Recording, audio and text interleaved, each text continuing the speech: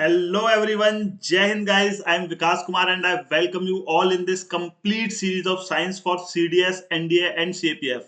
जैसा कि आपको पता है कल मैंने भैया आपकी साइंस शुरू कर दी थी और साइंस में कल हमने बेसिकली डिस्कस किया था रिलेटेड टू सेल्स। कल हमने समझा था कि भैया सेल क्या होते हैं, सेल के कंपोनेंट्स क्या क्या हैं, किस किस चीज से मिलकर के बने हुए हैं, कौन कौन से इंपॉर्टेंट सेल ऑर्गेनल्स हैं, इन सब चीजों की कल हम बात कर चुके थे। और आज की क्लास में हम बात करने वाले हैं भैया टिश्यूज की।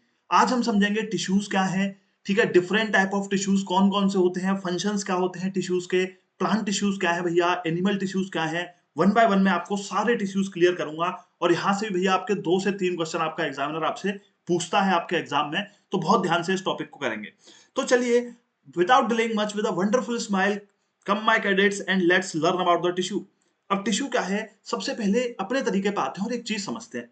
कल भैया मैंने आपको समझाया था कि सेल्स क्या है, कि sir cells are basically the fundamental building blocks of all living organisms, कि sir the smallest component from which all organisms are made up of, they are known as cells. मैंने आपको बताया था कि हम सबका जो एग्जिस्टेंस है वो एक सिंगल सेल से होता है। मैंने बताया था भैया आपका मेल गैमीट और फीमेल गैमीट में रिफ्यूज होते हैं, फर्टिलाइजेशन होता है, जाइगोट बनता है और उसी से आगे सेल डिवीजन होता है और उसी से हम इतने बड़े बड़े जितने भी आप खुद को देखते हो, आज 6 फीट 5 फीट जितने भी बड़े हैं, हम सिर्फ एक सिंगल सेल से आए। तो ये हमने सेल्स की बात कर ली थी। अच्छा, जब मैंने आपको सेल पढ़ाया था तो भैया मैंने आपको इतनी सी चीज समझाई थी कि सर जी, सेल जो है वो हमने 2 तरीके के ऑर्गेनिजम्स की बात करी थी। एक तो जो सिंगल सेल्ड होते हैं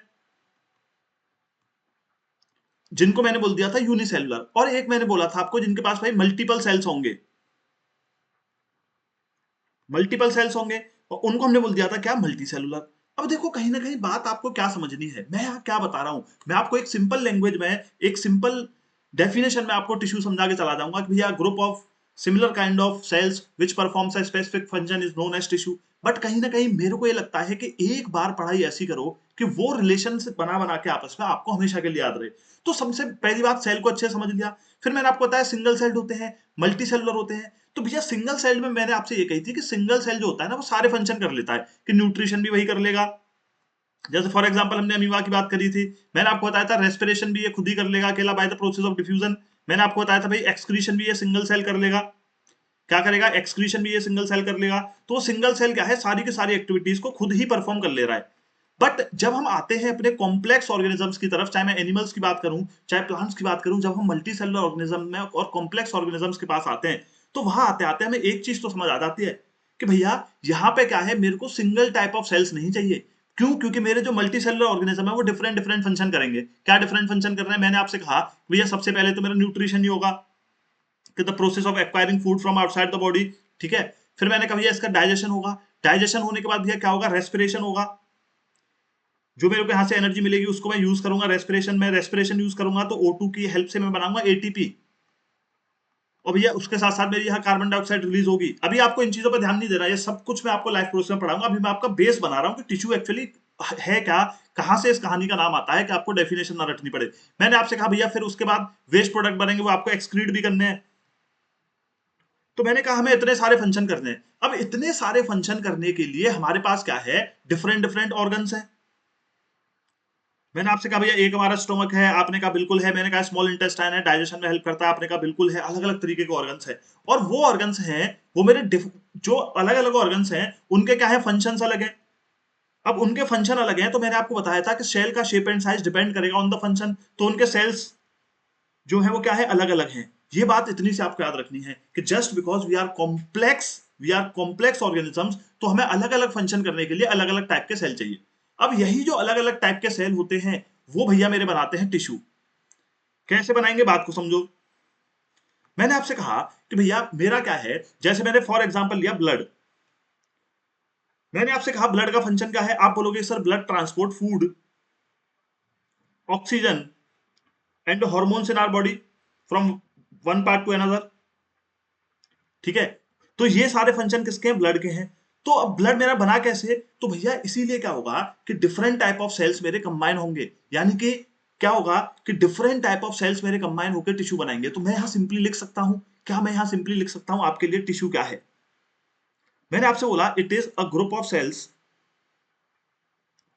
अ ग्रुप ऑफ सेल्स। कैसा group of cell, of similar kind, group of cells of similar kind which performs specific functions is known as tissue। कि मैंने आपसे कहा जब मेरे ब्लड सेल मिलेंगे, जब मेरे ब्लड सेल मिलेंगे, वो ब्लड सेल एक और बहुत सारे और बहुत सारे और बहुत सारे और बहुत सारे और बहुत सारे और बहुत सारे, जब ये सारे मिल जाएंगे तो मेरा एक टिश्यू बनाएंगे जिसको मैं बोल दूंगा भैया ब्लड टिश्यू, जिसको मैं बोल दूंगा ब्लड टिश्यू। तो आपको क्या समझ में आया कि सर बहुत सारे सेल कंबाइन होकर के ऑफ सिमिलर काइंड वो मेरे क्या बनाते हैं, वो बनाते हैं भैया मेरे जो सिमिलर काइंड ऑफ सेल्स होते हैं। एक second, pen is not working. हाँ, तो जो सिमिलर काइंड ऑफ सेल्स होंगे वो मेरे टिश्यूज बना लेते हैं और यही टिश्यू आगे चल के आपके बनाएंगे ऑर्गन्स। इतनी सी बात याद रखनी है आपको, इतनी सी बात याद रखनी है। तो ये आपको बात समझ में आ गई कि सर मेरे सेल्स जो है उनका शेप एंड साइज डिफरेंट होता है और वो डिफरेंट शेप एंड साइज की वजह से एक ग्रुप ऑफ सेल्स होता है of similar kind of cells, वो कंबाइन करता है, कंबाइन करके बनाता है टिश्यू, टिश्यू मिलकर के बनाते हैं ऑर्गन और इसी तरीके से हमारी पूरी बॉडी जो है बनी होती है। तो आइए जरा बात करते हैं टिश्यू की। मैंने आपको बता दिया कि यूनिसेलुलर ऑर्गेनिज्म एक सिंगल सेल होता है, वो सारे फंक्शन खुद कर लेता है। ठीक है, जैसे अमीबा है वो खुद ही मूवमेंट कर लेगा, फूड ले लेगा, गैसियस एक्सचेंज एक्सक्रीशन सब कर लेगा। बट जब हम मल्टी सेलुलर ऑर्गेनिज्म की तरफ आएंगे तो उनके पास मिलियंस ऑफ सेल होते हैं। Most of these cells are specialized in specialized functions, कि अलग सेल्स का अलग अलग फंक्शन होता है। आपने कहा ठीक है, मैंने बताया ह्यूमन बींग्स हैं हमारे भैया, मसल सेल हैं, मसल सेल का मेरा काम क्या आता है, कॉन्ट्रैक्शन रिलैक्सेशन, कॉन्ट्रैक्शन रिलैक्सेशन, ये मूवमेंट करेंगे। नर्व सेल मेरी क्या करेंगी, nerve cell carry the message from your brain to the different organs, वो स्टिमुलाई से रिएक्ट करने के लिए। ब्लड क्या करेगा, ऑक्सीजन को ले जाएगा, फूड हार्मोन्स और वेस्ट मटेरियल को किडनी तक पहुंचाएगा। प्लांट्स में क्या होगा, वस्कुलर टिश्यूज होते हैं, जाइलम फ्लोएम, फ्लोएम क्या है, फूड ट्रांसफर करेगा, जाइलम वाटर ट्रांसफर करेगा। सो मल्टी सेलुलर ऑर्गेनिज्म में क्या होता है, डिवीजन ऑफ लेबर है। यहाँ पे भैया क्लियर डिमार्केशन है कि तुम्हें क्या, किस ऑर्गन को क्या काम करना है, किस टिश्यू को क्या काम करना है, किस सेल को क्या काम करना है। दैट्स व्हाई यहाँ पे क्या बनेंगे मेरे tissues. Cells specializing in one function are often group together in the body, जो एक ही फंक्शन करेंगे सेल उनको एक साथ ले आएंगे हम। This means that a particular function is carried out by a cluster of cell at a definite place in the body. This cluster of cell is called a tissue. वो पूरा cluster जो है मेरा उसको मैं बोल दूंगा टिश्यू।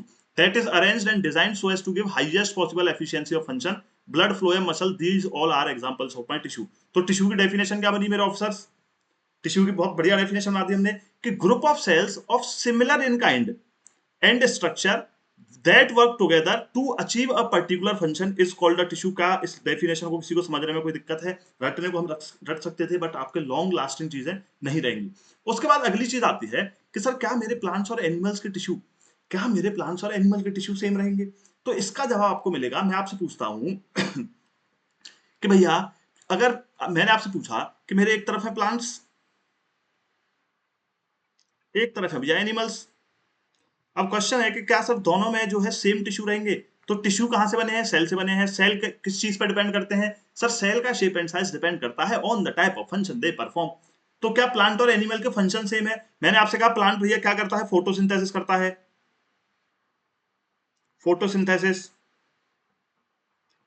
मैंने आपसे कहा एनिमल फोटोसिंथेसिस करते हैं, आप बोलोगे नहीं सर सर्दी में सनलाइट लेने में तो मजा आता है पर हम उससे फोटोसिंथेसिस तो नहीं करते। तो ये क्या करेंगे भैया, फोटोसिंथेसिस नहीं कर रहे। अब जब फोटोसिंथेसिस नहीं कर रहे तो क्या हमें क्लोरोफिल की जरूरत है, नहीं है।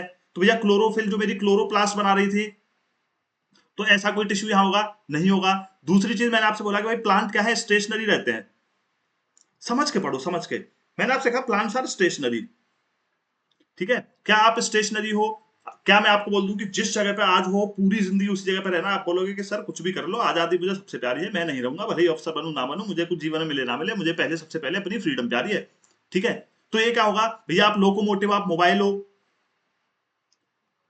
है ना। अब तीसरी चीज क्या है, अब भाई प्लांट है, प्लांट को सनलाइट आई, तो सनलाइट आई, फूड बनाया इसने, फूड बनाया। उसके बाद क्या हुआ, बहुत सर्दी पड़ रही है, स्नोफॉल पड़ रहा है भैया, सनलाइट आई नहीं, बेचारा फोटोसिंथेसिस नहीं कर पा रहा, तो इसको क्या स्टोरेज करने के लिए कुछ स्पेसिफिक सेल्स चाहिए होंगे। क्या हमें चाहिए होंगे, अगर आपको भूख लग रही है, ठीक है, तो आपको सिर्फ पैसे चाहिए, उसके अलावा और कोई कंडीशन नहीं है आपके सामने कि आपको खाना ना मिले, क्या आपको खाना ना मिले। तो दैट्स वाई हमें, हमारे पास स्टोरेज हम कम करेंगे, स्टोरेज कम करेंगे। अब भैया आप हो, आप ठहरे पूरे के पूरे लवर, ठीक है, आप ठहरे पूरे के पूरे लवर, तो भैया मेट्स के चक्कर में, खाने के चक्कर में, ठीक है, एम्प्लॉयमेंट के चक्कर में, किसी न किसी चीज के चक्कर में आप क्या हो, मोबाइल हो। और जब आप मोबाइल हो तो आपके टिश्यूज वो और वो सेल्स अलग रहेंगे जो आपको मोबाइल बनाएंगे। अब क्या, जैसे आपके पास मसल सेल्स है, मेरे पास मसल टिश्यू है, तो क्या प्लांट को जरूरत है? क्या प्लांट को जरूरत है मसल टिश्यू की? प्लांट को आकर के कोई तंग करता है तो प्लांट को थप्पड़ मारता है, प्लांट उसको नहीं मारता, तो इसको मसल टिश्यू की जरूरत नहीं है, कॉन्ट्रैक्शन रिलैक्सेशन की नहीं है। उसी के साथ साथ मैंने कभी, मेरे जो प्लांट है एक ही जगह पे रहते हैं, ह्यूज इन साइज रहते हैं, तो इनको क्या होगा, सपोर्ट की ज्यादा जरूरत होगी। सपोर्टिव टिश्यूज इन पे आपको ज्यादा देखने को मिलेंगे। ये चीज आप भले ही मत लिखना, मैं आपके अंडरस्टैंडिंग बैठा रहा हूँ चैप्टर की, क्योंकि ये चैप्टर ना ऐसा है कि अगर आप उसको ऊपर ऊपर से पढ़ोगे या आप रटने की कोशिश करोगे, आप बिल्कुल ही धोखा खा जाओगे इस पे। बट जब तक मैं आपके साथ हूं तो आपको टेंशन नहीं लेनी, मैं आपको एकदम क्लैरिटी से चीज करवा के दूंगा, चाहे भले टाइम ज्यादा लग जाए, हमें कोई दिक्कत नहीं है। ठीक है, तो मैंने आपसे कहा कि भैया सपोर्टिव टिश्यूज देना चाहिए होंगे, क्या आपको सपोर्टिव टिश्यूज चाहिए? नहीं चाहिए सर, हमें तो बस अपनी वाली चाहिए सपोर्ट के लिए, तो आपको टिश्यूज नहीं चाहिए, नो टिश्यू। सपोर्टिव टिश्यूज की आपको इतनी नीड नहीं होती। इसीलिए आप देखोगे कि अलग अलग फंक्शंस हैं हमारे प्लांट्स के और एनिमल्स के, and just because they have different functions, their tissues are going to be different, as simple as that. My answer is कि भैया सेल्स का शेप एंड साइज किसके बेसिस पे रहता है? On the basis of function, और उन्हीं cell से बनने टिश्यू। तो जस्ट बिकॉज उनका फंक्शन अलग है सर्वाइवल के लिए प्लांट्स और एनिमल्स का, their tissues will be completely different from each other. क्या इतनी बात समझ आई है? इसीलिए हम यहाँ प्लांट और एनिमल टिश्यू दोनों की अलग अलग बात करेंगे। पहले मैं आपको प्लांट टिश्यूज की बात करूंगा, after that we are going to talk about your animal tissue. बात खत्म। आइए जरा अब समझते हैं तो ये क्या प्लांट्स और animals same type of tissue के बने होते हैं? आपने कहा कि sir plants are stationary, fixed है, एक जगह पे चैन से रहते हैं, they don't move, since they have to stand upright, they have a large quantity of supportive tissues, the supportive tissues generally है डेड सेल्स, जैसे मेरा कॉर्क है। प्लांट्स के पास बहुत सारे डेड टिश्यू होंगे, आपके पास नहीं होंगे, cells sorry. Animals on the other hand, आपको मूव करना है किस में? खाने के चक्कर में, मेट्स के चक्कर में, शेल्टर के चक्कर में।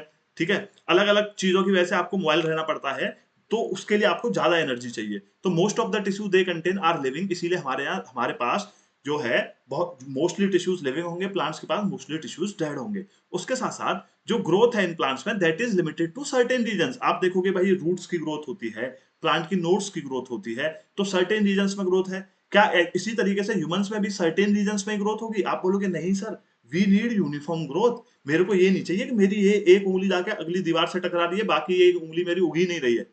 ठीक है, प्लांट्स की ब्रांचेस देखते हो आप, कोई यूनिफॉर्मिटी होती है? कोई यूनिफॉर्मिटी नहीं होती। But in our body we need complete uniformity, 5 की 5 उंगली, 2 के 2 कान और बढ़िया आंख वाँख सब बढ़िया रखनी है मेरे को ऑफिसर बनना है तो वी नीड कंप्लीट यूनिफॉर्म। ठीक है, तो इसके लिए टिश्यूज अलग लगते हैं, हॉर्मोन्स अलग लगते हैं, इसीलिए चीजें अलग रहती हैं। There are some tissues in plants that divide throughout their life. हमने कहा ठीक है, cell growth in animals is more uniform, so there is no such demarcation of dividing and non dividing regions in animals. आपको हर जगह growth चाहिए, uniform चाहिए वो भी।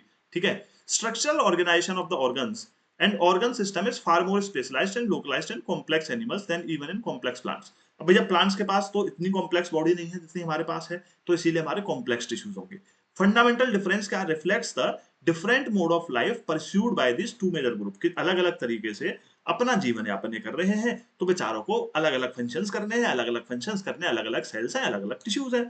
Also they are differently adapted for a sedentary existence on one hand, plants and active locomotion on the other, जो आपके animals हैं, contributing to this difference in the organ system. तो चाहे हमारे ऑर्गन्स हो, अब भैया मैंने सिंपल सी बात समझा दी, अब क्यों रो रहे हो? कि भैया सेल से बनेगा टिश्यू, टिश्यू से बन रहा है ऑर्गन, तो जब सेल ही अलग है, जब सेल ही अलग है भैया, तो भैया ऑब्वियस सी बात है टिश्यू भी अलग होंगे, ऑर्गन्स भी अलग होंगे। बस रटना कुछ नहीं है। आइए जरा आगे। सीडीएस एनडीएस एपीएफ का फेवरेट टॉपिक, मेरिस्टेमेटिक टिश्यू से बहुत सारे क्वेश्चन मिलते हैं। है क्या इसमें? कुछ भी नहीं है, सिंपल सी चीज, अपने तरीके से समझते हैं, अपने तरीके से समझते हैं। तो भैया सबसे पहला, अभी हम बात कर रहे हैं किसकी? प्लांट टिश्यूज की। प्लांट टिश्यूज में मेरा सबसे पहला टिश्यू है भैया मेरिस्टेमेटिक टिश्यू। आ जाओ जरा, मौज मस्ती, कहानी खत्म, नोट्स बनाओ, बढ़ते हैं आगे, बढ़ते हैं आगे। बात करेंगे मेरिस्टेमेटिक टिश्यू की। मेरिस्टेमेटिक टिश्यू,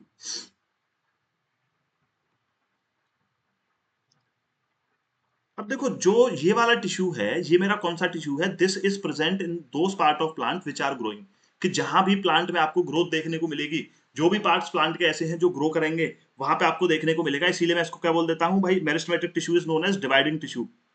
डिवाइडिंग क्यों? क्योंकि इसके जो सेल्स होंगे टिश्यू के वो रैपिडली डिवाइड करेंगे for the purpose of growth, और जब पर्पस ऑफ ग्रोथ के लिए करते हैं तो क्या बोलते हैं, मिटोसिस या मियोसिस, तो भैया मिटोसिस करेंगे ये, तो डिवाइडिंग टिश्यू भी आप इसको बोलते हो।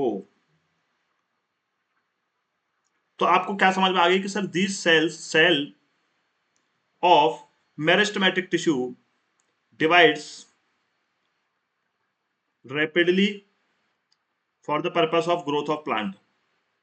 अब अभी तक मैंने आपको एक चीज बता दी, ठीक है, मैंने एक चीज बता दी कि भैया मेरी जो प्लांट्स की ग्रोथ है वो कुछ स्पेसिफिक पार्ट्स में ही होती है, तो meristematic tissue will be present in only those specialized, specialized क्या है, स्पेसिफाइड बोलो, these are only present in those specified parts of plant जो आपके ग्रोथ करेंगे। ठीक है, अब आपने कहा कि सर जी जरा ये मेरे को बताते जाओ कि कौन कौन से प्लांट के ऐसे पार्ट हैं जो ग्रो करेंगे। तो इसी के बेसिस पे जहां ये ग्रोथ के अलग अलग पार्ट्स में रहते हैं, we have divided meristematic tissue into three types. Three types, three types में सर जी सबसे पहला कौन सा है, तो मेरे प्यारे बंधुओं सबसे पहला है भैया मेरा apical meristematic tissue. Apical, apical meristem.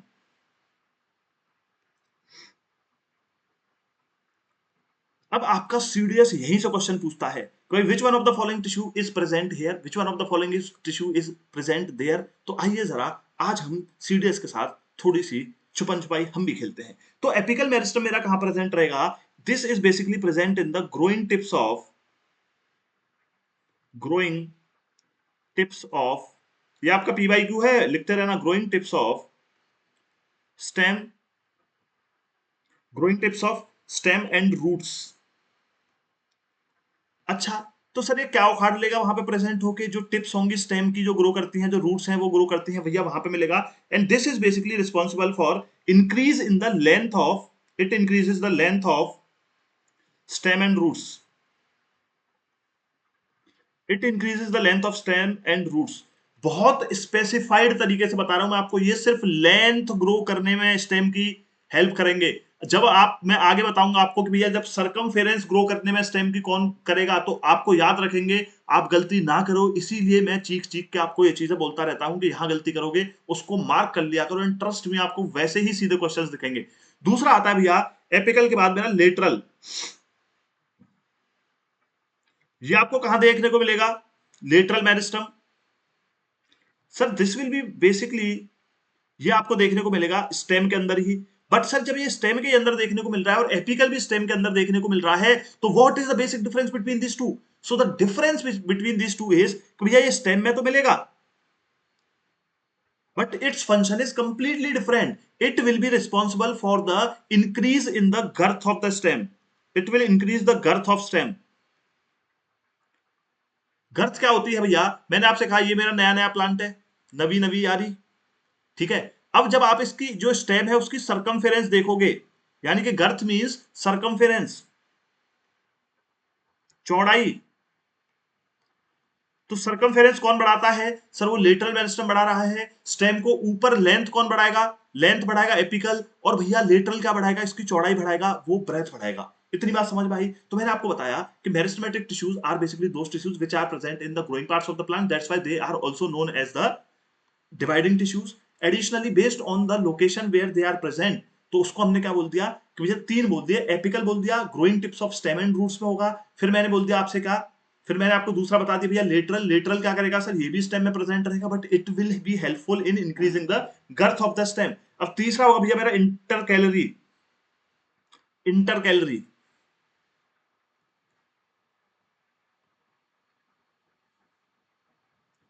Inter calorie, अब इंटर कैलरी क्या होगा कि भैया this will be basically present, this will be present in the nodes, in the nodes of the plant.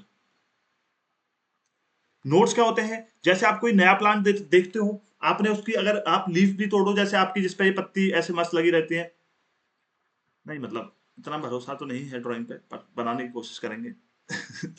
चलो, जैसे हमने देखा कि ये जैसे आपकी कोई, आपने टहनी तोड़ी, समझ में सब आएगा, टेंशन मत लो, ड्राइंग को मत जाना।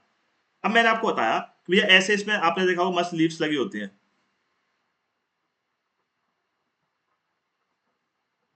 ये मतलब इतनी बुरी भी नहीं है। सजा देते हैं थोड़ा। तो नोट्स क्या होते हैं मेरे, नोट्स क्या होते हैं, बस 3 ही बहुत है ना, ज्यादा नहीं बनाते।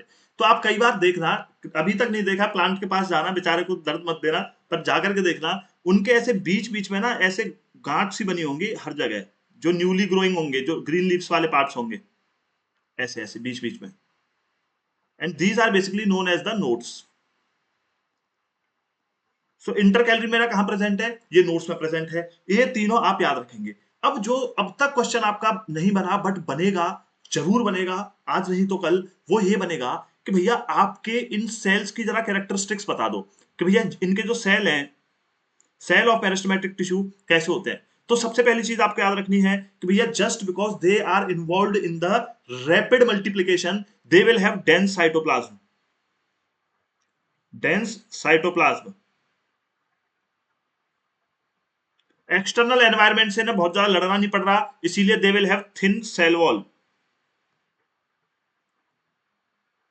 इनको ऑलरेडी प्रोटेक्टेड रखता है प्लांट, क्योंकि ये तो ग्रोथ इन्हीं पे डिपेंड है, तो इनको प्रोटेक्टेड रखेगा। तो सेल वॉल किसके लिए होता है, टर्जिडिटी और रिजिडिटी, हाइपरटोनिक हाइपोटोनिक को झेलने के लिए, तो सेल वॉल इसकी थिन होगी।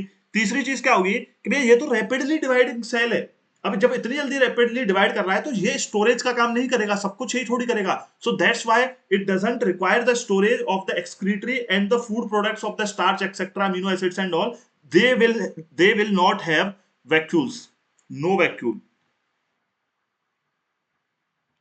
वैक्यूल क्या है, कल बता चुका हूं, कोई मेरे से दोबारा नहीं पूछेगा। तो इनका साइटोप्लाज्म डेंस होगा क्योंकि भैया बिल्कुल रैपिड में लग रहे हैं। दूसरा थिन सेल वॉल होगी क्योंकि इन्हें ज्यादा दिक्कत नहीं है बाहर के एनवायरमेंट से। तीसरी चीज, इन्हें भी फूड वूड स्टोर करने से मतलब नहीं है, ये भैया बस ग्रोथ पर ध्यान देंगे, तो इसीलिए इनके पास वैक्यूल नहीं होगा। और तालियां बजती रहनी चाहिए। इसी के साथ हमारे मेरिस्टेमेटिक टिश्यू खत्म हो गया है। बहुत सारे क्वेश्चन आते हैं, जब आप पीवाईक्यू लगाओगे आपको समझ आएगी और सब हो जाएंगे, टेंशन नहीं। तो एपिकल कहां था मेरा, growing tips of stem and roots. Intercalary कहा है मेरा, बीच में नोट्स पे प्रेजेंट है। और लेटरल कहा है भैया, मेरी स्टेम्स की साइड में प्रेजेंट रहेगा, and this will be responsible for increasing the girth, और you can say the circumference of the plant. तो सबसे पहली चीज बात करेंगे, growth of plants occur only in certain specific region. This is because the dividing tissue जो होता है मेरा, कौन सा टिश्यू होता है डिवाइडिंग, मेरिस्टेमेटिक टिश्यू, वो इन्हीं पॉइंट्स पे प्रेजेंट रहता है। दूसरी चीज, डिपेंडिंग ऑन द रीजन जहां वो प्रेजेंट है, मेरिस्टेमेटिक टिश्यू को 3 पार्ट्स में डिवाइड कर दिया हमने। New cells produced by meristematic are initially like those of meristematic itself. अब क्या होगा, अब आप ये देखो ना कि सारे सेल कहां से आ रहे हैं, मेरिस्टेमेटिक टिश्यू से आ रहे हैं। तो जितने भी सेल मेरे प्लांट में होंगे, इनिशियली किसी न किसी पॉइंट पे वो मेरिस्टेमेटिक टिश्यू रहेंगे। पर जैसे ही वो ग्रो करते जाएंगे, ओल्ड होते जाएंगे, तो उनकी क्या होगी, उनकी डिवाइडिंग कैपेबिलिटी कम होती जाएगी। जब उनकी डिवाइडिंग कैपेबिलिटी कम होती जाएगी तो वो अपना अलग अलग फंक्शंस करते जाएंगे, यानी कि they will start generating into different cells. Over a period of time वो डिफरेंट डिफरेंट सेल्स में दूसरों में कन्वर्ट हो जाएंगे, और यही मेरे आगे चल करके बनाएंगे परमानेंट टिश्यूज। मैं आगे पढ़ाऊंगा अभी आपको ये चीज भी, डिफरेंशिएशन होने के बाद। तो याद रखेंगे, इतना सा लॉजिक लगा लो ना कि सर अगर मेरिस्टेमेटिक टिश्यू ही सिर्फ डिवाइड हो रहा है, तो इनिशियली जब ग्रोथ हुई होगी, जब सैपलिंग होगा, जब सीड से निकला होगा, तो मेरिस्टेमेटिक टिश्यू ही होंगे सारे। अब वही मेरिस्टेमेटिक टिश्यू आगे चल करके ग्रोथ हो रही है, ग्रोथ हो रही है, ग्रोथ हो रही है, तो इनिशियली हर एक सेल क्या रहा होगा, मेरिस्टेमेटिक टिश्यू रहा होगा। उसके बाद over a period of time वो अलग अलग फंक्शन अपना एक पकड़ लेते हैं, डिफरेंशिएशन हो जाता है उनका, और वही आगे चल करके different type of cells, different type of tissues बनाएंगे आपके प्लांट के अंदर। क्या इतनी बात क्लियर है, आइए यही कहना चाहता है कि भैया new cells produced by meristematic are initially like those of meristematic, initially meristematic की तरह रहेंगे, बट जैसे ही ग्रो करेंगे, मैच्योर होंगे, उनकी कैरेक्टरिस्टिक्स स्लोली चेंज होंगी, and they become differentiated as component of the other tissues. उसके बाद एपिकल मेरिस्टेमेटिक है, कहां प्रेजेंट है, growing tips of stem and roots पता है, increase the length of stem and root पता है, गर्थ ऑफ द स्टेम कौन बढ़ाता है, लेटरल मेरिस्टेमेटिक बढ़ाता है। फिर इंटरकैलोरी क्या करता है, वो मूंगफली खाता है, बस नहीं खाता। इंटरकैलोरी meristematic seen in some plants is located near the nodes. Cell of meristematic tissue are very active, very dense cytoplasm, thin cellulose walls. Cellulose walls क्या है, सेल वॉल ही तो ही कल बताया है, cell walls are made up of cellulose, don't be confuse. And prominent nuclei, nuclei भी जबरदस्त होगा इनके पास, बट इनके पास वैक्यूल नहीं होगा। इसी के साथ मेरिस्टेमेटिक टिश्यू खत्म होता है। बोलिए सत्यनारायण भगवान की जय। आगे बढ़ते हैं, फिर बात करेंगे भैया आपके परमानेंट टिश्यू की। परमानेंट टिश्यू की, अब परमानेंट टिश्यू क्या है, आइए जरा समझते हैं। मैंने आपको बताया कि भैया what happens to the cells formed by meristematic tissue. Sir meristematic tissue जैसे जैसे एज्ड होगा, it will lose its ability to divide. As a result क्या होगा, वो धीरे धीरे अलग अलग फंक्शंस लेता जाएगा, और इस प्रोसेस को जब वो अपना परमानेंट शेप, साइज और फंक्शन ले लेगा, इसी प्रोसेस को मैं बोल देता हूँ डिफरेंशिएशन। डिफरेंशिएशन होने के बाद जो मेरा मेरिस्टेमेटिक टिश्यू है वो परमानेंट टिश्यूज बनाता है। इतनी बात याद रखनी है। They take up a specific role and lose the ability to divide. As a result they form permanent tissues. This process of taking a permanent shape, size and function is called differentiation. Differentiation leads to the development of various type of permanent tissues like simple permanent tissue, complex permanent tissue. कोई नहीं समझाएगा आपको, एक छोटी सी बात समझाते जाता हूँ फटाफट से। सिंपल परमानेंट टिश्यू और कॉम्प्लेक्स परमानेंट टिश्यू में अंतर क्या होता है कि भैया जो जब मैं सिंपल परमानेंट टिश्यूज की बात करूंगा, they will be composed of, ठीक है, यहीं से याद रखना, they will be composed of single type of cells, single type of cells, ठीक है, टू और मोर टाइप ऑफ सेल्स होंगे कॉम्प्लेक्स परमानेंट टिश्यू में, जो मिलकर के एक स्पेसिफिक फंक्शन करेंगे, वो होगा मेरा कॉम्प्लेक्स परमानेंट। इसमें मैं बात करूंगा जाइलम की और फ्लोएम की। और सिंपल परमानेंट में तो हम बहुत सारी बात करने वाले हैं। आइए जरा शुरू करते हैं। तो शुरू करें अपना डिस्कशन बॉयज एंड गर्ल्स। तो अब हम बात कर रहे हैं कि सर मेरिस्टेमेटिक समझ लिया, मेरिस्टेमेटिक आगे चल के मेरे परमानेंट बनाता है। तो पहले तरीके के परमानेंट टिश्यू जो है मेरे कौन से हैं? सिंपल परमानेंट टिश्यू है। तो भैया जरा बिना किसी देरी के आइए जरा शुरू करिए। Simple permanent tissues, simple permanent tissues.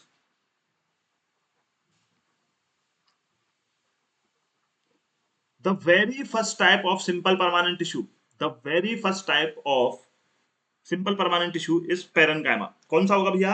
आपका होगा parenchyma. Parenchyma, PARENCHYMA, parenchyma.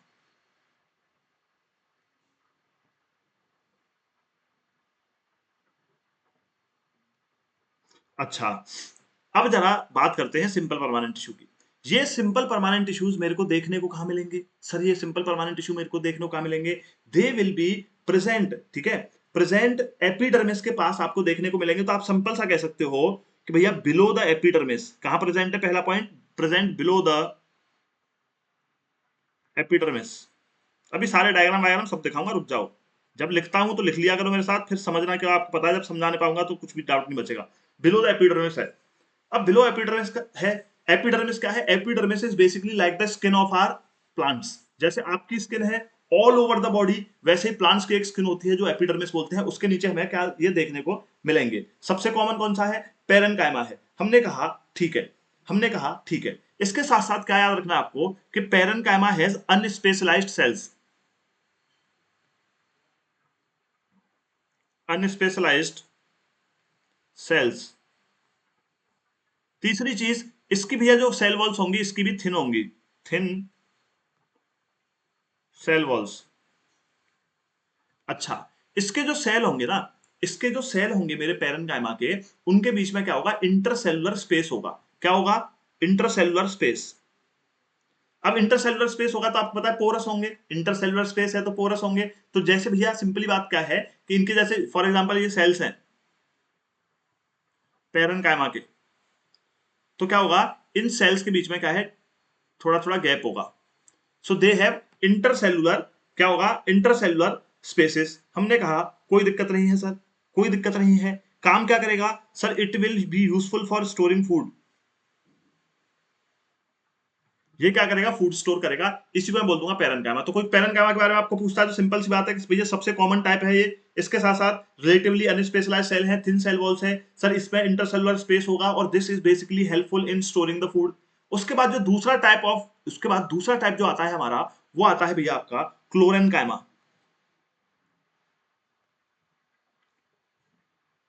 क्लोरेन्काइमा।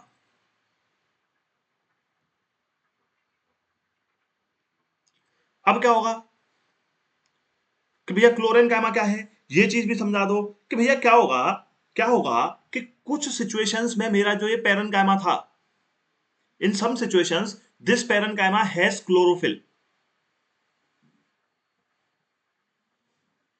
Parenchyma tissue के पास क्या होगी? क्लोरोफिल होगी। और जब इसके पास क्लोरोफिल होगी it will be known as chlorenchyma. Parenchyma के पास जब क्लोरोफिल होगी तो क्या होगा? क्लोरेन्काइमा होगा। अब आपने कहा सर जैसे ही क्लोरोफिल आया तो क्लोरीन कायमा क्या करेंगे सर, ये करेंगे फोटोसिंथेसिस। जहां क्लोरोफिल आ गई वहां फोटोसिंथेसिस, दिमाग ही नहीं लगाना। तो some parenchyma tissues has has what chlorophyll and that's why they perform photosynthesis and that is known as chlorenchyma। हमने कहा ठीक है। उसके साथ साथ क्या होगा, एक होता है आपका एरनकाइमा, एयर वाला।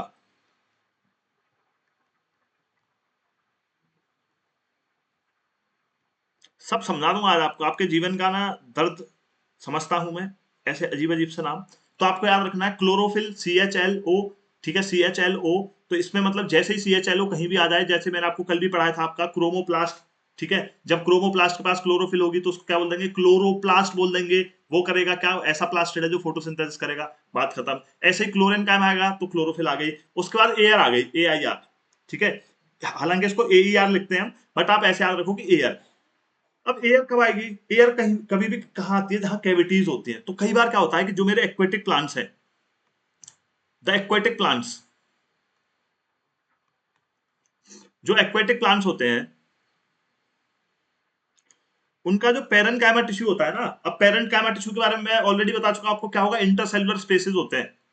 इन्हीं स्पेसेस को मैं क्या बोल देता हूं, air cavities. Cavity means empty space. जैसे आपके रिप्स है, वो क्या है, कैविटी है कि भाई बाहर से हड्डियां बचाएंगे आपके लंग्स को, उसमें लंग्स रख दी, तो एम्प्टी स्पेस क्या है, आपका कैविटी है। तो भैया एक्वेटिक प्लांट्स में क्या होगा, अब एक्वेटिक प्लांट्स को क्या करना है, वाटर के ऊपर फ्लोट करना है। अब जब उन्हें वाटर के ऊपर फ्लोट करना है तो उन्हें अपनी डेंसिटी वाटर से कम रखनी पड़ेगी। तो जब पोर्स आ जाते हैं उनमें एयर आ जाती है। एयर बहुत लाइट होती है, बहुत लाइट होती है, इनकी डेंसिटी डिक्रीज करने में हेल्प करती है। तो एक्वेटिक प्लांट्स पानी के ऊपर मस्त तैरते रहते हैं, वो एक्वेटिक प्लांट्स पानी के ऊपर मस्त तैरते रहते हैं। तो ऐसा पेरेन्काइमा जिसमें एयर कैविटीज हो इन aquatic plants specially, which helps in swimming। Swimming तो मत कहो, फ्लोटिंग कह लो। प्लांट्स की रेस हो रही है मान लो जबरदस्त, मतलब स्विमिंग वाली। तो दे विल फ्लोट। अब फ्लोट रहेंगे सरफेस पे, जब भी सनलाइट मिल पाएगी बेचारों को। क्योंकि मैंने आपको ओशियनोग्राफी पढ़ाई है, ओशियनोग्राफी मैंने बता दिया कि कितनी डेप्थ तक आपकी सनलाइट जा पाती है, और जहां तक सनलाइट जाएगी वहीं आपके जूजेंथले मिलते हैं, जो एल्गे होता है वहीं कोरल्स बनते हैं, सब मैं बता चुका हूं। तो फ्लोट करेंगे, वहीं सनलाइट मिल जाएगी, फोटोसिंथेसिस कर पाएंगे बेचारे अपने। इसको बोल देता हूं एरनकाइमा। इतनी बात समझ आई तो जरा मेरे को बताएंगे। पेरेन्काइमा, क्लोरेन्काइमा का क्या काम है, फोटोसिंथेसिस है। Parenchyma which contains chlorophyll is chlorenchyma. Aerenchyma क्या है sir, in aquatic plants there are air cavities which makes the density of the plant less than the water and helps to float, and that type of tissue is known as erenchyma। इसी के साथ साथ very very very very very important tissue आपका जो एक आता है, वो आता है भैया मेरा कॉलेनकाइमा। कौन सा आएगा, कॉलेनकाइमा। अब कॉलेनकाइमा की अगर मेरे साथ बात करोगे, ये कौन सा टिश्यू है भाई, ये वो टिश्यू है। जैसे मैं आपको पहले देता हूं कुछ एग्जांपल, पहले देता हूं कुछ एग्जांपल। आप भैया एक चीज समझ चुके हो बॉयज एंड गर्ल्स, एक चीज बहुत अच्छे से समझ गए हो आप, कि आपने देखा होगा प्लांट्स ना बहुत फ्लेक्सिबल होते हैं। कई बार आप एकदम जा रहे हो बाहर, हो फूल बरसा हो, मेरा महबूब आया है मस्त एकदम बढ़िया मूड में, आपको देखा प्लांट कुछ नहीं तो आपने उसको पकड़ के खींच ही दिया बेचारे को। प्लांट करा, अरे भाई ठीक है महबूब तेरा आया है, मेरे को क्यों तंग कर रहा है ना। बट क्या बेचारा प्लांट को खींचते चले गए, कोई दिक्कत नहीं है। हवा आई, हवा ने कहा प्लांट से, कह रहे सीधे क्यों खड़ा है, थोड़ा मेरे साथ लहर, ठीक है मेरे साथ लहर, मेरा मन नहीं लग रहा। प्लांट बेचारा हवा के साथ लहर रहा है। तो आप देखते हो हमेशा प्लांट्स बहुत फ्लेक्सिबल होते हैं। उसी के साथ साथ आपने एक चीज सुनी होगी, टेंड्रिल्स, कि जितने भी मेरे क्रीपर्स होते हैं ना, क्रीपर जिनको आप हिंदी में बेल बोल देते हो, जो क्रीपर्स होते हैं भैया, जो क्रीपर्स होते हैं उनमें आपने देखा होगा कि ऐसे छल्ले छल्ले से निकले रहते हैं, और वो किसी भी चीज के आसपास छल्ले छल्ले से बना के अपना एकदम वॉल होगी तो वॉल पे चिपक जाएंगे और ऐसे बढ़ते जाते हैं। इनको बोल देता हूं टेंड्रिल्स। तो हमेशा याद रखेंगे, this tendrils are made up of collenchyma and this collenchyma is basically responsible for the flexibility in the plant. इतनी बात याद रखेंगे। इसके साथ साथ एक और बात याद रखेंगे कि इनके बीच का जो इंटरसेलुलर स्पेस है वो काफी ज्यादा कम होता है in comparison to the parenchyma. तो जरा वन बाय वन कुछ चीजें हैं, मैं फटाफट लिख देता हूं आपके लिए। कि भैया सबसे पहले मैंने किसकी बात करी, कॉलेनकाइमा की बात करी। और मैंने सबसे पहले बताया कि भैया flexibility in plants because of this collenchyma only. तो it allows bending, bending of various parts of plant, bending of plants is possible because of this. उसके साथ साथ जो टेंड्रिल्स होती हैं, tendrils of climbers are basically made up of collenchyma. ठीक है, are made up of collenchyma. इतनी चीज आपको याद रखनी है। उसी के साथ साथ आप देखोगे कि इनके जितने भी सेल्स होंगे ना मेरे कॉलेनकाइमा के, लिविंग होंगे। और कैसे होंगे? इलोंगेटेड होंगे। इलोंगेटेड मतलब लंबे लंबे से आपको दिखेंगे, पॉइंटेड एंड्स होंगे इनके। हमने कहा ठीक है सर, कोई दिक्कत नहीं है, ठीक है सर कोई दिक्कत यहां तक तो नहीं है। तो उसके साथ साथ आप क्या समझोगे कि भैया टेंडरल्स होते हैं क्लाइंबर्स में, मैकेनिकल सपोर्ट ये हमें देंगे। उसके साथ साथ आप बात करोगे, ये आपके प्रेजेंट रहेंगे, ठीक है, in the leaf stocks below the epidermis. ये कहां प्रेजेंट रहते हैं? ये भी below the epidermis, in leaf stocks. अभी लिखते चलो थोड़ी देर, दोबारा मैं रीड करके बताऊंगा तो और चीजें क्लियर होंगी। ठीक है, in the leaf stocks below the epidermis, in the leaf stocks ये आपके प्रेजेंट रहेंगे कॉलेनकाइमा। और आपने देख लिया कि ये फ्लेक्सिबिलिटी देते हैं, और उसी के साथ साथ फ्लेक्सिबिलिटी अगर दे रहे हैं तो मैं ये भी कह सकता हूं कि they provide mechanical support to the plant. ठीक है, they provide mechanical support to the plant. तो पेरेनकाइमा, क्लोरेनकाइमा, एरेनकाइमा, कोलेनकाइमा, ये सारे मेरे टिश्यूज कंप्लीट हो जाते हैं। हाँ, जब मैं इसके आगे बढ़ता हूं तो एक और बहुत जबरदस्त टिश्यू मेरे को मिलता है। एक और कौन सा नंबर होगा इसका? फिफ्थ होगा। ठीक है, एक और बहुत अच्छा टिश्यू आपको मिलता है जिसको आप बोलते हो स्क्लेरेनकाइमा। अब स्क्लेरेनकाइमा कैसा टिश्यू है, इस पर बहुत पीवाईक्यूज आते हैं। मैं आपको एग्जांपल बताता हूं। आप सबने आलमंड देखा है? ठीक है, आप सबने नट्स देखे हैं, ग्राउंड नट्स। उसके बाद मैंने आपसे कहा कि आप सबने भैया अखरोट भी देखे हैं। अखरोट के साथ साथ आप कुछ भी कह लो, आपने कोकोनट देखा है, हस्क ऑफ कोकोनट। आप देखते हो ये सारे जो है, आलमंड की कवरिंग हो गई, नट्स की कवरिंग हो गई, कोकोनट की कवरिंग हो गई, ये सब बनी होती है मेरी किससे? स्क्लेरेनकाइमा से। तो क्या मैं आपसे कह सकता हूं ये हार्ड होते हैं? बिल्कुल हार्ड होंगे। क्या इनमें इंटरसेलुलर स्पेस होगा? बिल्कुल नहीं होगा। ठीक है, यहाँ पे एक पॉइंटर लिख लेना, less intercellular space in comparison to. ठीक है, इनमें क्या होगा? इनमें बिल्कुल इंटरसेलुलर स्पेस नहीं होगा, हार्ड होंगे। ठीक है, हार्ड होने के साथ साथ इनकी जो लेयर्स है, ये जो जो इनकी वॉल है, सेल वॉल जो है, वो थिकंड होगी। जब इनकी सेल वॉल थिक होगी बहुत, और थिक होगी वो किसकी वजह से? आपका प्रीवियस ईयर क्वेश्चन है, because of the presence of a substance, complex substance which is known as. ठीक है, अब देखो, सिंपल सी चीज समझो, वन बाय वन मैं बताता हूं। लिग्निन, ठीक है, लिग्निन। तो अब सबसे पहले मैंने सोचा कि भाई स्क्लेरेनकाइमा क्या है कि भाई ये जितने भी मेरे जो टिश्यूज होंगे, इनके सेल्स कैसे होंगे? Dead cells. ये क्या होंगे? नो स्पेस, हार्ड होंगे। क्या होंगे? हार्ड होंगे। एग्जाम्पल मैं ऑलरेडी आपको बता चुका हूं, बहुत जरूरी है याद रखना। हस्क ऑफ कोकोनट, नट्स हो गए, आपके आलमंड्स हो गए, इन सब में मेरे को स्क्लेरेनकाइमा देखने को मिलेगा। इनकी जो वॉल होगी, इनकी जो वॉल होगी वो कैसी होगी कि सर इनकी जो वॉल है दैट इज थिकंड। और जब इनकी वॉल थिक होगी तो वो किसकी प्रेजेंस से होगी? लिग्निन की प्रेजेंस से होगी। They are basically helpful in providing hardness to the. ठीक है, और जहां भी आपके फ्रूट्स एंड नट्स आपको देखने को मिलेंगे, वहां मेरे को स्क्लेरेनकाइमा देखने को मिलेगा, फ्रूट्स एंड नट्स। और इनमें नो इंटरसेलुलर स्पेस होगा, ये चीज मैंने बता दी है। तो इनकी वॉल्स क्या होंगी? थिक होंगी, because of the presence of lignin. और जो मेरे ये होते हैं कॉलेनकाइमा, इनमें क्या होता है? For example this is my cell. तो इनकी जो सेल के कॉर्नर्स होंगे ना, कॉर्नर पे थिक होगी बस सेल वॉल कॉलेनकाइमा की। ये पॉइंट और आप ऐड कर लेना प्लीज, कॉर्नर्स पे थिक होगी। और जो लिग्निन वाली वॉल है मेरी स्क्लेरेनकाइमा की, वो क्या है? पूरी की पूरी थिक होगी। और पेरेनकाइमा की तो थिक है ही नहीं। पेरेनकाइमा की कैसी है? ये स्क्लेरेनकाइमा की हो गई, बिकॉज ऑफ द प्रेजेंस, ये क्या है? लिग्निन है। और मैंने आपसे कहा पेरेनकाइमा की सेल वॉल कैसी है? उसकी तो है ही थिन। इतनी बात खत्म है, इतनी बात हमारी यहां खत्म होती है। आइए जरा अब मैं आपको एक डायग्राम दिखाता हूं पहले। सबसे पहले इसकी बात कर लेते हैं थोड़ी सी, कि few layer of cells beneath the epidermis are generally simple permanent tissue. Parenchyma is the most common simple permanent tissue. It consists of relatively unspecialized cell, thin cell walls हैं, living cells होते हैं इनमें, usually loosely arranged होते हैं, large intercellular spaces होते हैं, and are found in tissue. These tissue generally stores food. सब बता चुका हूँ। In some situation, it contains chlorophyll and perform photosynthesis. तो मैं इसको बोल दूंगा क्लोरेनकाइमा। Aquatic plants में large air cavities रहती हैं, और भैया are present in the parenchyma to help them float. Such a parenchyma is known as aerenchyma. और भैया कॉलेनकाइमा क्या होता है? Flexibility in plants is because of the collenchyma. आएंगे जरा आगे।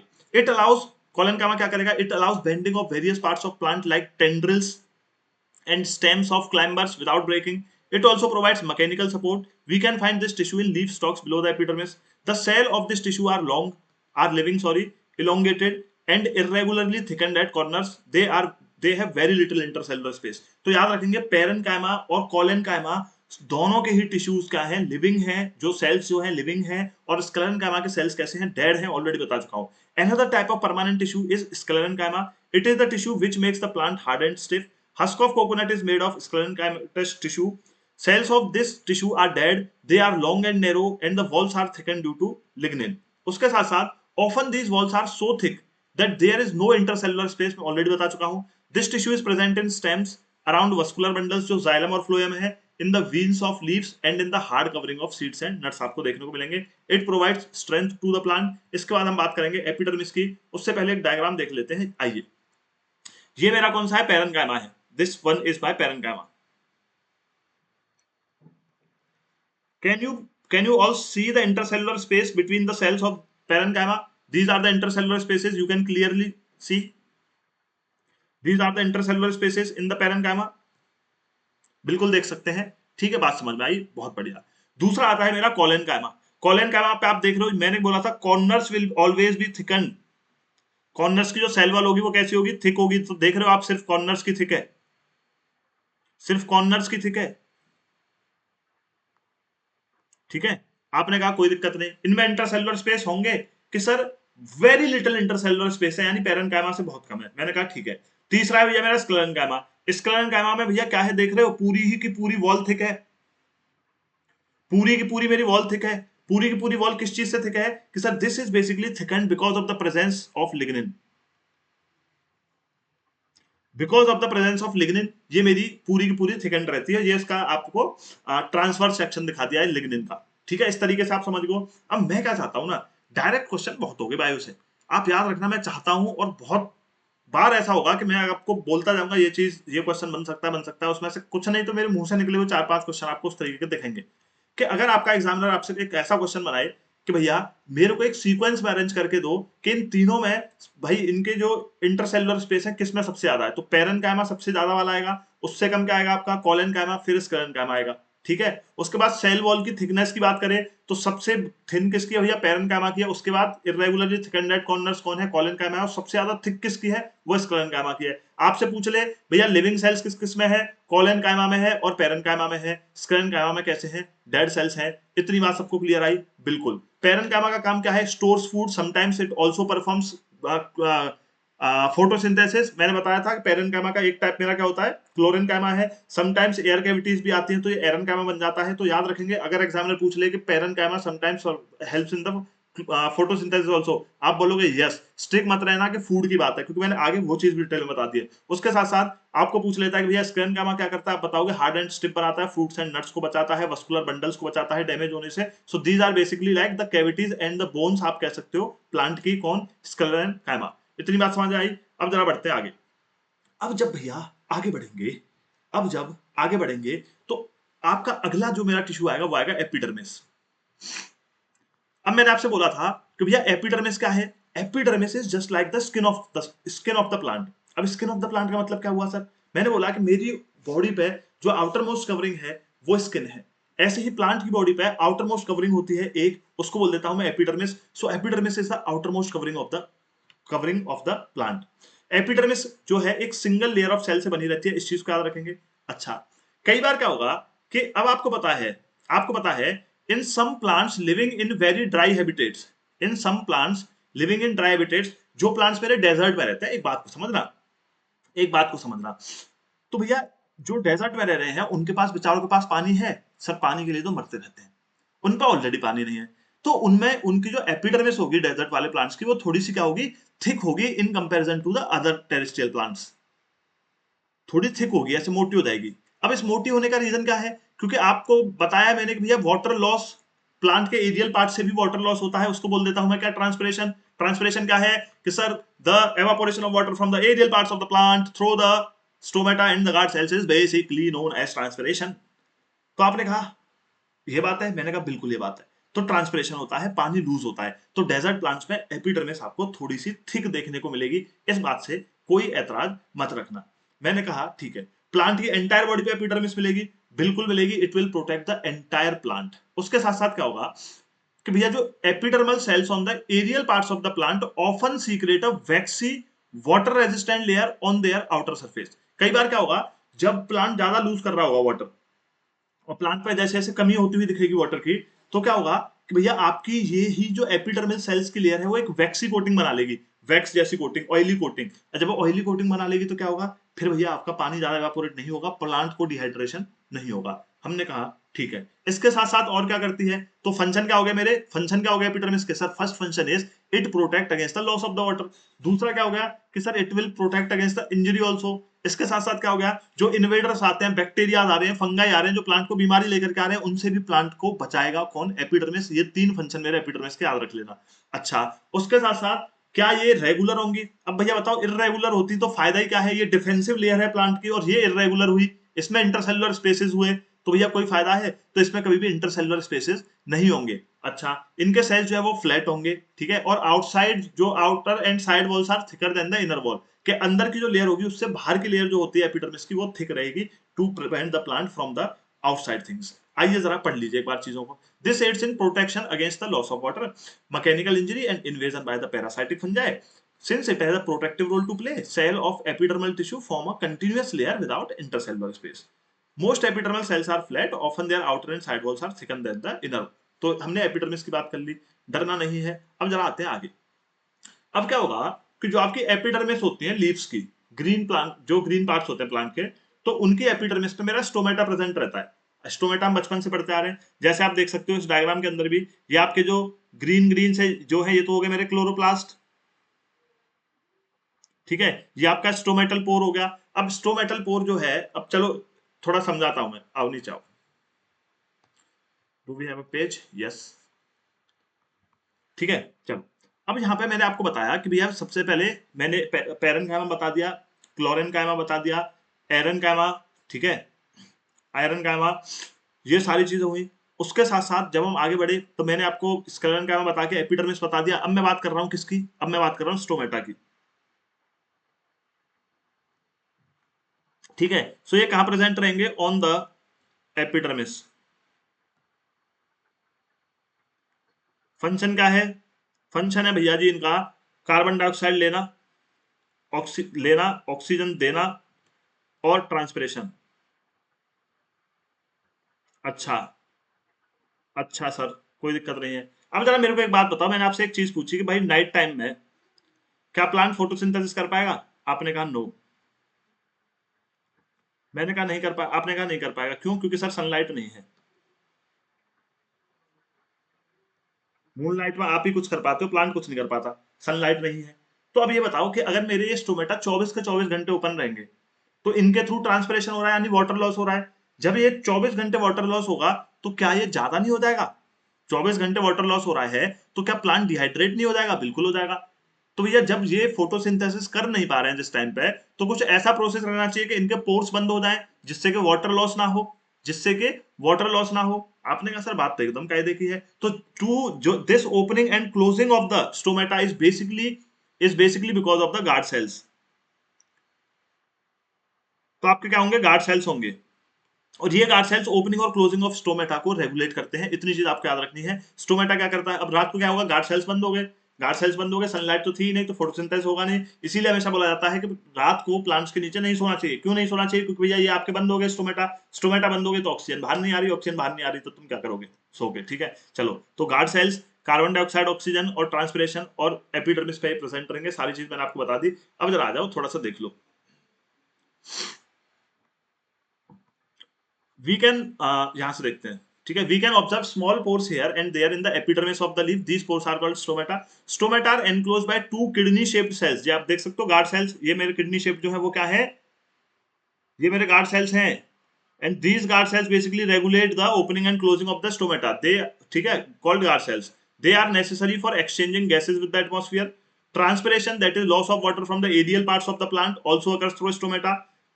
Epidermal cells of the roots, whose function is water absorption, commonly bear long hair-like parts that greatly increase the total absorptive area। तो ये चीज आपको याद रखनी है। आपने देखा रूट्स में बहुत सारे हेयर्स निकले होते हैं, क्यों, क्योंकि मैंने आपको ऑलरेडी बता दिया था ऑस्मोसिस से प्लांट जो है वाटर ऑब्जर्व करता है।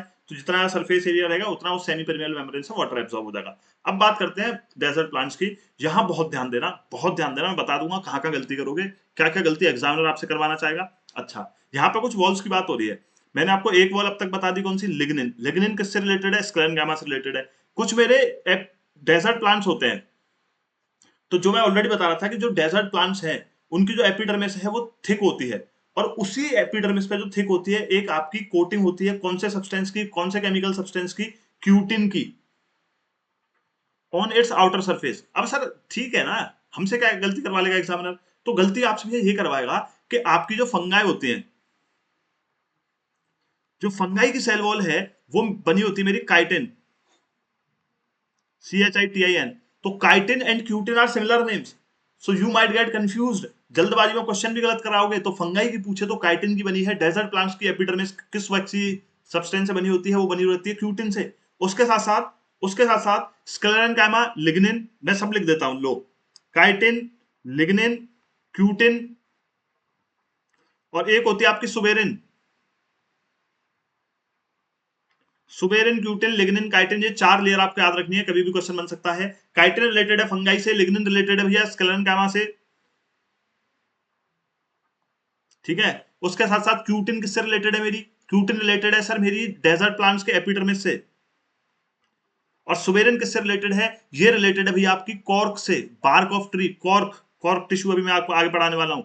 उसमें कौन सी होती है? सुबेरिन होती है। डेजर्ट में क्यूटिन मिलेगी, स्क्लेरेनकाइमा में लिग्निन मिलेगी, फंगाई में काइटिन मिलेगी। ये चारों पांचों चीजें आपको याद रखनी है। तो आइए जरा, डेजर्ट प्लांट्स की जो एपिडर्मिस होती है उस पर कोटिंग है किसकी? क्यूटिन की। जब प्लांट ग्रो हो जाता है काफी ज्यादा, the outer protective tissue undergoes certain changes. A strip of secondary meristematic located in the cortex form cork. तो कॉर्क आपने देखी होगी, जो स्टेम है या प्लांट की जो ब्रांचेस पुरानी हो जाती है उस पर एक ब्राउन कलर की जो कवरिंग आ जाती है उसको मैं कॉर्क बोलता हूँ। सेल कैसे होंगे कॉर्क के? हमेशा डेड होते हैं। मैं ऑलरेडी बता चुका था, जब मैंने आपको कल भी पढ़ाया है तो मैंने बताया था उसने कॉर्क के ही सेल्स लिए थे, रॉबर्ट हुक ने in 1665 when he discovered the cells. आइए, उसके साथ साथ सेल्स कैसे होंगे? डेड होंगे, कॉम्पैक्टली अरेंज्ड होंगे, उनके बीच में इंटरसेलुलर स्पेस नहीं होगा।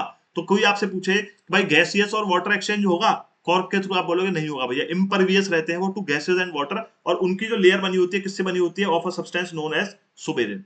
तो सुबेरिन, क्यूटिन, काइटिन, लिग्निन क्या है, सारे कलेश मैंने आपको समझा दिए। तो ये बात थी मेरे सिंपल परमानेंट टिश्यूज की। तो सिंपल परमानेंट टिश्यू में मैंने कौन कौन से बताए?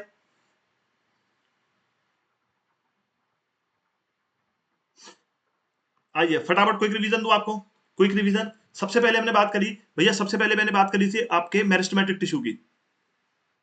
मेरिस्टेमेटिक टिश्यू बताया मैंने, कहा ये डिवाइडिंग टिश्यू होगा, और ये ग्रोइंग टिश्यू भी इसको हम बोल देते हैं, ठीक है। डिवाइडिंग टिश्यू है तीन तरीके के, apical, lateral, meristematic, apical, lateral और इंटरकैलरी। उसके बाद में आया, मैंने कहा भैया आपके फिर शुरू होंगे सिंपल परमानेंट टिश्यू। ये मेरिस्टेमेटिक टिश्यू आपके जब डिफरेंशिएट हो जाएंगे सिंपल परमानेंट टिश्यू बनते हैं। इसमें सबसे पहले मैंने बात करी पेरेन्काइमा।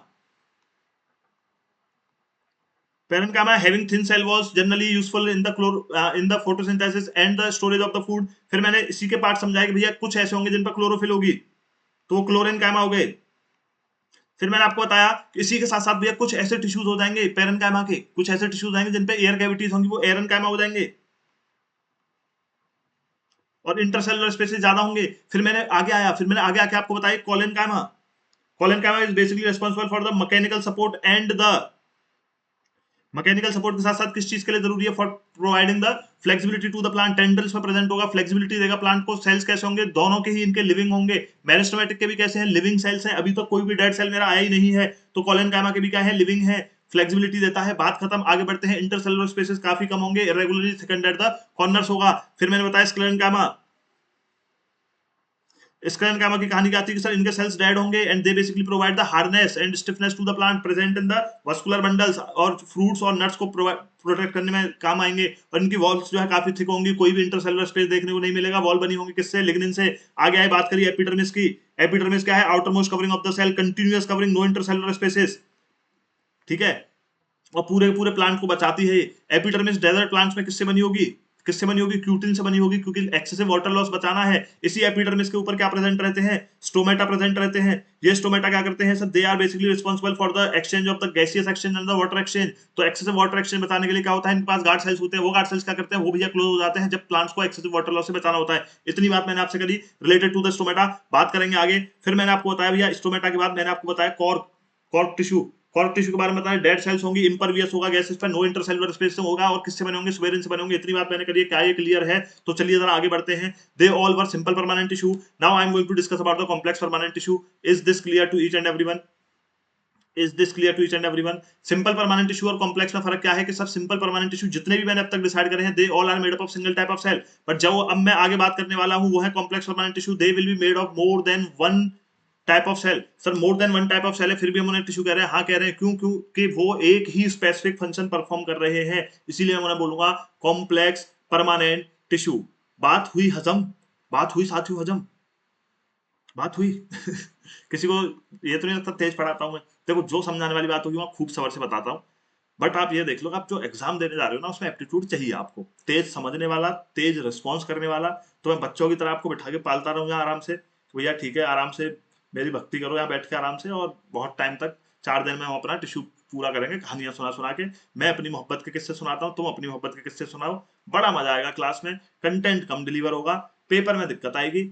तो ऐसे काम मेरे से होते नहीं है प्लीज। तो मेरी जो स्पीड है, अगर किसी को इश्यू है तो थोड़ी बहुत मैनेज हम कर सकते हैं, बट मेरे को लगता है कि यार आपका अल्टीमेट एम यही है कि सिलेबस कंप्लीशन एटलीस्ट वंस, उसके बाद रिवीजन। तो वो जितनी जल्दी कर लोगे आपको उतना ही असेंशियल है। उसके साथ साथ मैं एक चीज कह दूं कि मैं आपको कुछ भी 5 मिनट भी कुछ लेक्चर में ऐसा डिलीवर नहीं करता, वो आपके एग्जाम ओरिएंटेड नहीं है। तो इस चीज को भी ध्यान रखेंगे, तो सारी चीजों पर ध्यान दो। आइए जरा समझते हैं, ठीक है? चलो, कॉम्प्लेक्स परमानेंट टिश्यू, कि भाई the different type of tissue जो अब तक हमने डिस्कस करे वो वन टाइप ऑफ सेल से मिले बने हुए थे, इसीलिए उन्हें बोल दिया था simple permanent tissue. Complex permanent tissue कौन से होंगे? More than one type of cell से बने होंगे, और ये सारे के सारे सेल्स क्या करेंगे? कॉमन फंक्शन करेंगे। एग्जांपल्स आर जाइलम और phloem are examples of complex tissue. Xylem और फ्लोएम को हम क्या बोल देते हैं? कंडक्टिंग टिश्यू है, वस्कुलर बंडल्स बनाते हैं, कंडक्टिंग टिश्यूज है ये, वस्कुलर बंडल्स बनाते हैं। मैं नहीं चाहता कभी ऐसा आपसे क्वेश्चन पूछा जाए कि फूड कौन ट्रांसफर करता है, तो फ्लोएम कर देता है, इसमें भी ओ और फ्लोएम में भी ओ। क्यों नहीं चाहता सर? बढ़िया तो है, हमारा क्वेश्चन हो जाएगा, फिर सबसे ही हो जाएगा ना। कट ऑफ हाई हो जाएगी। तो जाइलम क्या है? जाइलम भैया क्या ट्रांसफर करेगा? वाटर एंड मिनरल्स, ठीक है? ये बात हो गई। मस्कुलर टिश्यू जो है ये आपके दोनों बनते हैं, उसके साथ साथ बात करेंगे अब आगे, उसके साथ साथ बात करेंगे अब हम अपने जाइलम की और फ्लोएम की। यहाँ पे आओ बात, मैं कहां से चाहता हूँ क्वेश्चन बने।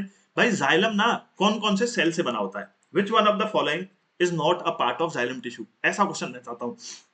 किस किस चीज से बना होगा? सबसे पहले होंगे आपके ट्रैकियार्ड्स, वेसल्स, जाइलम पेरेन्काइमा और जाइलम फाइबर्स। तो मैंने आपको बताया था एक से ज्यादा टाइप ऑफ सेल से बने होंगे। तो ये कितने टाइप ऑफ सेल से बना होता है? ये चार, चार टाइप ऑफ सेल से बना होता है। फ्लोएम कितने से बना होगा? 5 से बना होगा, याद रखना। जाइलम 4 से बना है। अब आपको मैंने बोला कि भाई जाइलम का काम क्या है? जाइलम का काम क्या है? सर जाइलम का काम है, जाइलम का काम है पानी को ट्रांसपोर्ट करना। तो it will be in the form of tube like structures. जैसे आप देख सकते हो, आपका ट्रैकियार्ड है, ये वेसल है, ये जाइलम पेरेन्काइमा है। चलिए अब वन बाय वन समझते हैं। Tracheids and vessels have thick walls, इनकी वॉल्स थिक होंगी, and many are dead cells when mature, और इनके सेल्स कैसे होंगे? मैच्योर होती डेड होंगे। तो ट्रैकियार्ड्स और वेसल्स की कहानी खत्म। ये क्या कर रहे हैं? ट्रैकियार्ड्स और vessels are tubular structures, this allow them to transport water and minerals vertically, vertically mineral और वाटर ट्रांसपोर्ट करने में हेल्प करेंगे ट्रैकियार्ड्स और वेसल्स। कैसे सेल होंगे? डेड सेल्स होंगे when they will mature. Walls कैसे होंगी? थिक होंगी। ये क्वेश्चन मैं चाहता हूं। उसके बाद पेरेन्काइमा का क्या काम है? पेरेन्काइमा का बचपन से क्या काम है? स्टोर कर रहा है फूड को। तो भैया पेरेन्काइमा की भी कहानी खत्म। बच्चे कौन से? Xylem fibre. तो जाइलम का फाइबर्स का जो फंक्शन होता है वो सपोर्टिव रोल होता है कि ट्रैकियार्ड्स को भी हेल्प करेंगे, वेसल्स को भी और पेरेन्काइमा को भी। तो याद हुई वो चीजें। जाइलम किस किस से बना है? Tracheids, vessels, xylem parenchyma and xylem fibres. Tracheids and vessels will have thick walls, dead cells, and they will be having tubular structures, और उसी ट्यूबुलर स्ट्रक्चर की वजह से वाटर और मिनरल ट्रांसपोर्ट करेंगे। कौन? ट्रैकियार्ड्स और वेसल्स। पेरेन्काइमा स्टोर करेगा फूड, जाइलम फाइबर सपोर्ट करेगा। इतनी बात। फिर आते हैं फ्लोएम पे।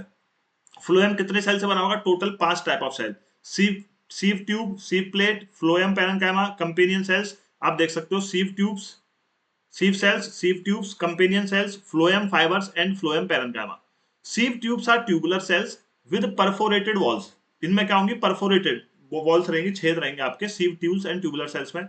Phloem transport food from leaves to other parts of the plant. मेरा फूड कहां बनना है? फूड वहां बनेगा जहां क्लोरोफिल होता है। क्लोरोफिल कहां होता है? ग्रीन प्लांट, ग्रीन पार्ट्स में होता है। ग्रीन पार्ट्स कौन से होते हैं? लीव्स होते हैं। तो लीव्स से बाकी के प्लांट में खाना ट्रांसफर करने का काम कौन करेगा? फ्लोएम करेगा। एक्सेप्ट फ्लोएम फाइबर, अगर फ्लोएम फाइबर को हटा दो, other phloem cells are living cells. बाकी के सारे कैसे होंगे? लिविंग सेल्स होंगे। अब जरा इतनी सी बात बताओ, मैंने आपको सिंपल परमानेंट टिश्यू बता दिए, कॉम्प्लेक्स परमानेंट टिश्यू बता दिए प्लांट्स के, किसी को 1% भी कोई दिक्कत मुझे नहीं लगता होनी चाहिए। बहुत अच्छे से मैंने क्लैरिटी देने की कोशिश की है। दूसरी चीज इंपॉर्टेंट क्या आती है, बाकी बचता है भैया आपकी पर्सनल मेहनत, आपका डेडिकेशन कितना है, आप कितनी बार चीजों को रिवाइज कर सकते हो, कितनी जल्दी आपको एग्जाम निकालना है, वो सब कुछ इसके बाद फिर आपके ऊपर डिपेंड करता है। अब बात करेंगे एनिमल टिश्यू की। अब जब मैं एनिमल टिश्यू की बात करूं तो देखो यहाँ पे इस वाले स्लाइड में बड़े अच्छे से एक चीज लिखी गई है कि आप ये देखते हो कि हमारी बॉडी में अलग अलग फंक्शंस हो रहे हैं। सबसे पहली बात करें, जब हम ब्रीद इन ब्रीथ आउट करते हैं तो हम मूवमेंट फील कर सकते हैं अपनी चेस्ट का। आप जब भी ब्रीद इन ब्रीद आउट करोगे तो वो किसकी वजह से हुआ भाई, मस्कुलर कॉन्ट्रैक्शन और रिलैक्सेशन की वजह से हुआ, मसल्स की वजह से हुआ। मसल्स किस काम आती है हमारी बॉडी में, कॉन्ट्रैक्शन एंड रिलैक्सेशन के काम आती है। उसके बाद और भी बहुत सारे फंक्शन है, ब्लड है, ब्लड क्या करेगा, वेरियस सब्सटेंसेस को ट्रेवल करवाएगा। तो based on these different functions animals के अंदर भी काफी सारे टिश्यूज आपको मिलेंगे। तो यही बताया गया है कि भैया जब भी आप ब्रीथ करोगे, मूवमेंट ऑफ चेस्ट किसकी वजह से हो रहा है, मसल्स की वजह से हो रहा है। कॉन्ट्रैक्शन एंड रिलैक्सेशन की वजह से मूवमेंट होता है। ब्रीदिंग के टाइम पे we inhale oxygen, where does this oxygen go, पहले लंग्स में जाती है, लंग्स जाती है ब्लड में, ठीक है। यूमोग्लोबिन होता है आपके आरबीसी रेड ब्लड सेल्स के अंदर, यूमोग्लोबिन है, यूमोग्लोबिन का क्रश रहती है oxygen, high affinity for oxygen, और वो उसमें डिसॉल्व हो जाती है ऑक्सीजन और फिर वो जाकर के पूरी बॉडी में ट्रांसपोर्ट होती है, ठीक है, कोई दिक्कत नहीं है। Blood flows and carries various substances from one part of the body to the other. Oxygen और फूड ले जाता है सेल्स तक, वेस्ट कलेक्ट करता है, उसको कहां ले जाएगा, वेस्ट को लिवर और किडनी तक फॉर द डिस्पोजल। ब्लड और मसल से सब क्या है मेरे, इसी तरीके से टिश्यूज बनते हैं हमारी बॉडी में, और काफी सारे टिश्यूज हमारी बॉडी के अंदर बिल्डअप होते हैं। सबसे पहला और सबसे कॉम्प्लिकेटेड दुनिया में जो आपको लगता है, वो लगता है भैया आपको स्क्वेमस, वो एपिथेलियल टिश्यू। तो सबसे पहले अब जरा मजाक मस्ती बंद, अब फिर से 5-7 मिनट के लिए प्लीज सीरियस, फिर चैप्टर आपका खत्म करता हूं मैं। एपिथेलियल टिश्यू,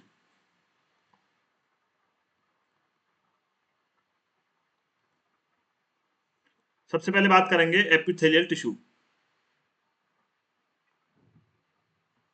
अब देखो एपिथेलियल टिश्यू जो है वो बेसिकली आपकी बॉडी के लगभग लगभग हर एक ऑर्गन के ऊपर प्रेजेंट रहेगा। यानी कि कहना क्या चाहते हो सर, यानी कि this is a type of tissue which is basically a covering tissue. Outer most covering तो स्किन है, वो भी आपकी एक तरीके की एपिथेलियल होती है, कवरिंग टिश्यू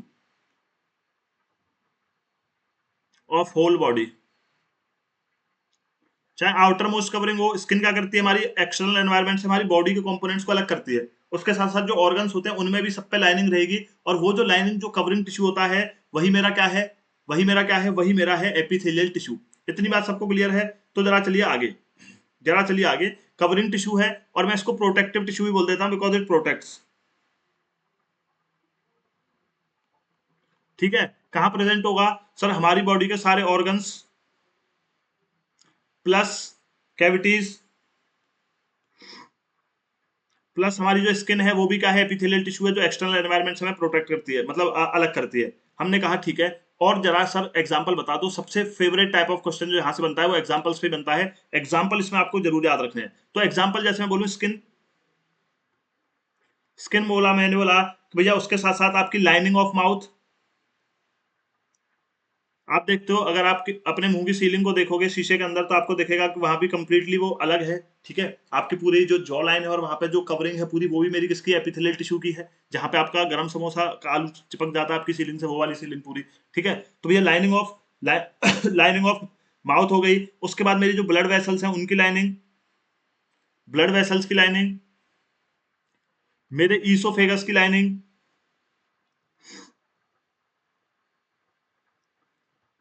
ठीक है, आपके रेस्पिरेटरी ट्रैक्ट की लाइनिंग, रेस्पिरेटरी ट्रैक्ट की लाइनिंग। तो इन सारी जगह आपके लंग के एल्वियोली, इन सब जगह मेरा क्या प्रेजेंट रहता है, एपिथेलियल टिश्यू रहता है। चाहे आप किडनी ट्यूब्यूल्स की भी बात कर सकते हो इसमें। All these are basically examples of my epithelial tissue.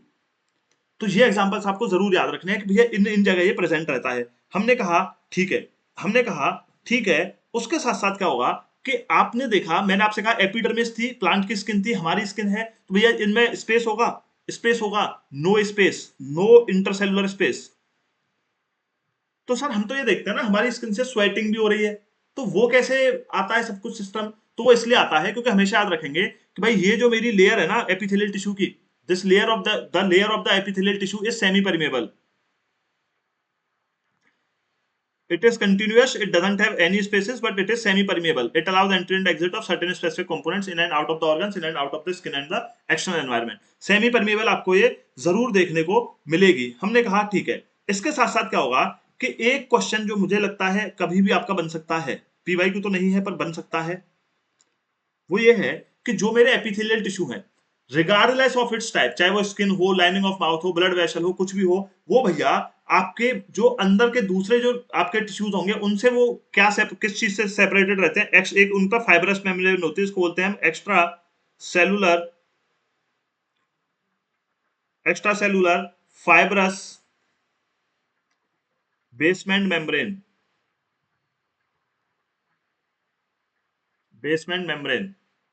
से वो सेपरेटेड रहेंगे. आपने कहा कोई दिक्कत नहीं. अब क्या होगा ना कि बेस्ड ऑन दीज जो जो जो इनकी पोजीशन रहेगी, जो जो फंक्शन रहेंगे, हमने अपने एपिथेलियल टिश्यू का भी डिवीजन करा है. अब आप कहोगे सर आप डिवीजन करते ही जा रहे हो, करते जा रहे हो, मान ही नहीं रहे. तो मैंने आपसे कहा कि भैया क्यों मानूं मैं. तो सबसे पहला जो मेरा आता है वो आता है भैया आपका स्क्वेमस एपिथेलियल.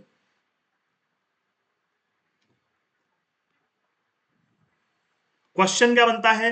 क्वेश्चन यही बनता है कि भैया आपको अभी रिसेंटली एक क्वेश्चन पूछ रखा था सीडीएस में कि एक एक्सीडेंट हुआ आपका और आपका ये जगह आपकी इंजर्ड हो गई है, तो आपका कौन सा टिश्यू जो टीयर हुआ है. तो अब वो आप कब बता पाओगे? जब आपको एग्जांपल्स पता होंगे कि भैया मेरा स्क्वेमस कहाँ प्रेजेंट है, कौन सी चीज मेरी कहाँ प्रेजेंट है. ये चीज आपको याद रखनी है बहुत अच्छे से. हमने कहा ठीक है, तो सबसे पहले मेरा एग्जाम्पल देखो स्क्वेमस एपिथेलियल के. तो स्क्वेमस एपिथेलियल के जो सेल्स होंगे ना वो फ्लैट रहते हैं, फ्लैट सेल्स. तो जनरली है flat sales and simple in structure. अभी डायग्राम में आपको दिखाऊंगा. आपने कहा ठीक है, प्रेजेंट कहां कहां रहेंगे आपके ईसोफेगस, और जो आपका प्रीवियस ईयर है वो ये है कि उसकी लाइनिंग ऑफ माउथ डैमेज हो गई थी, तो भैया लाइनिंग ऑफ माउथ में भी यही प्रेजेंट रहेंगे.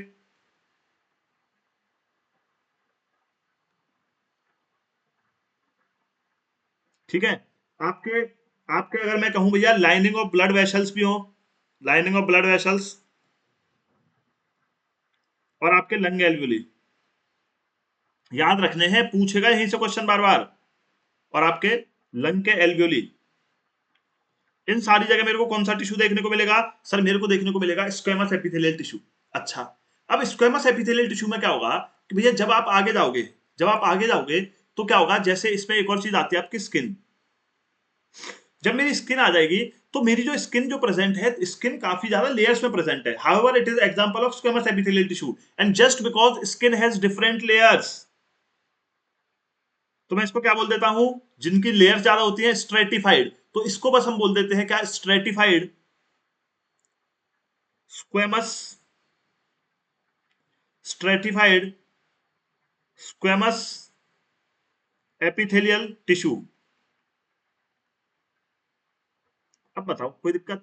अब ये आप खुद से रटने जाते ना, आपकी जान निकल जाती. अब बस बस आपको याद क्या रखना है कि स्क्वेमस एपिथेलियल का एग्जांपल क्या है. सर ने बोला ईसोफेगस.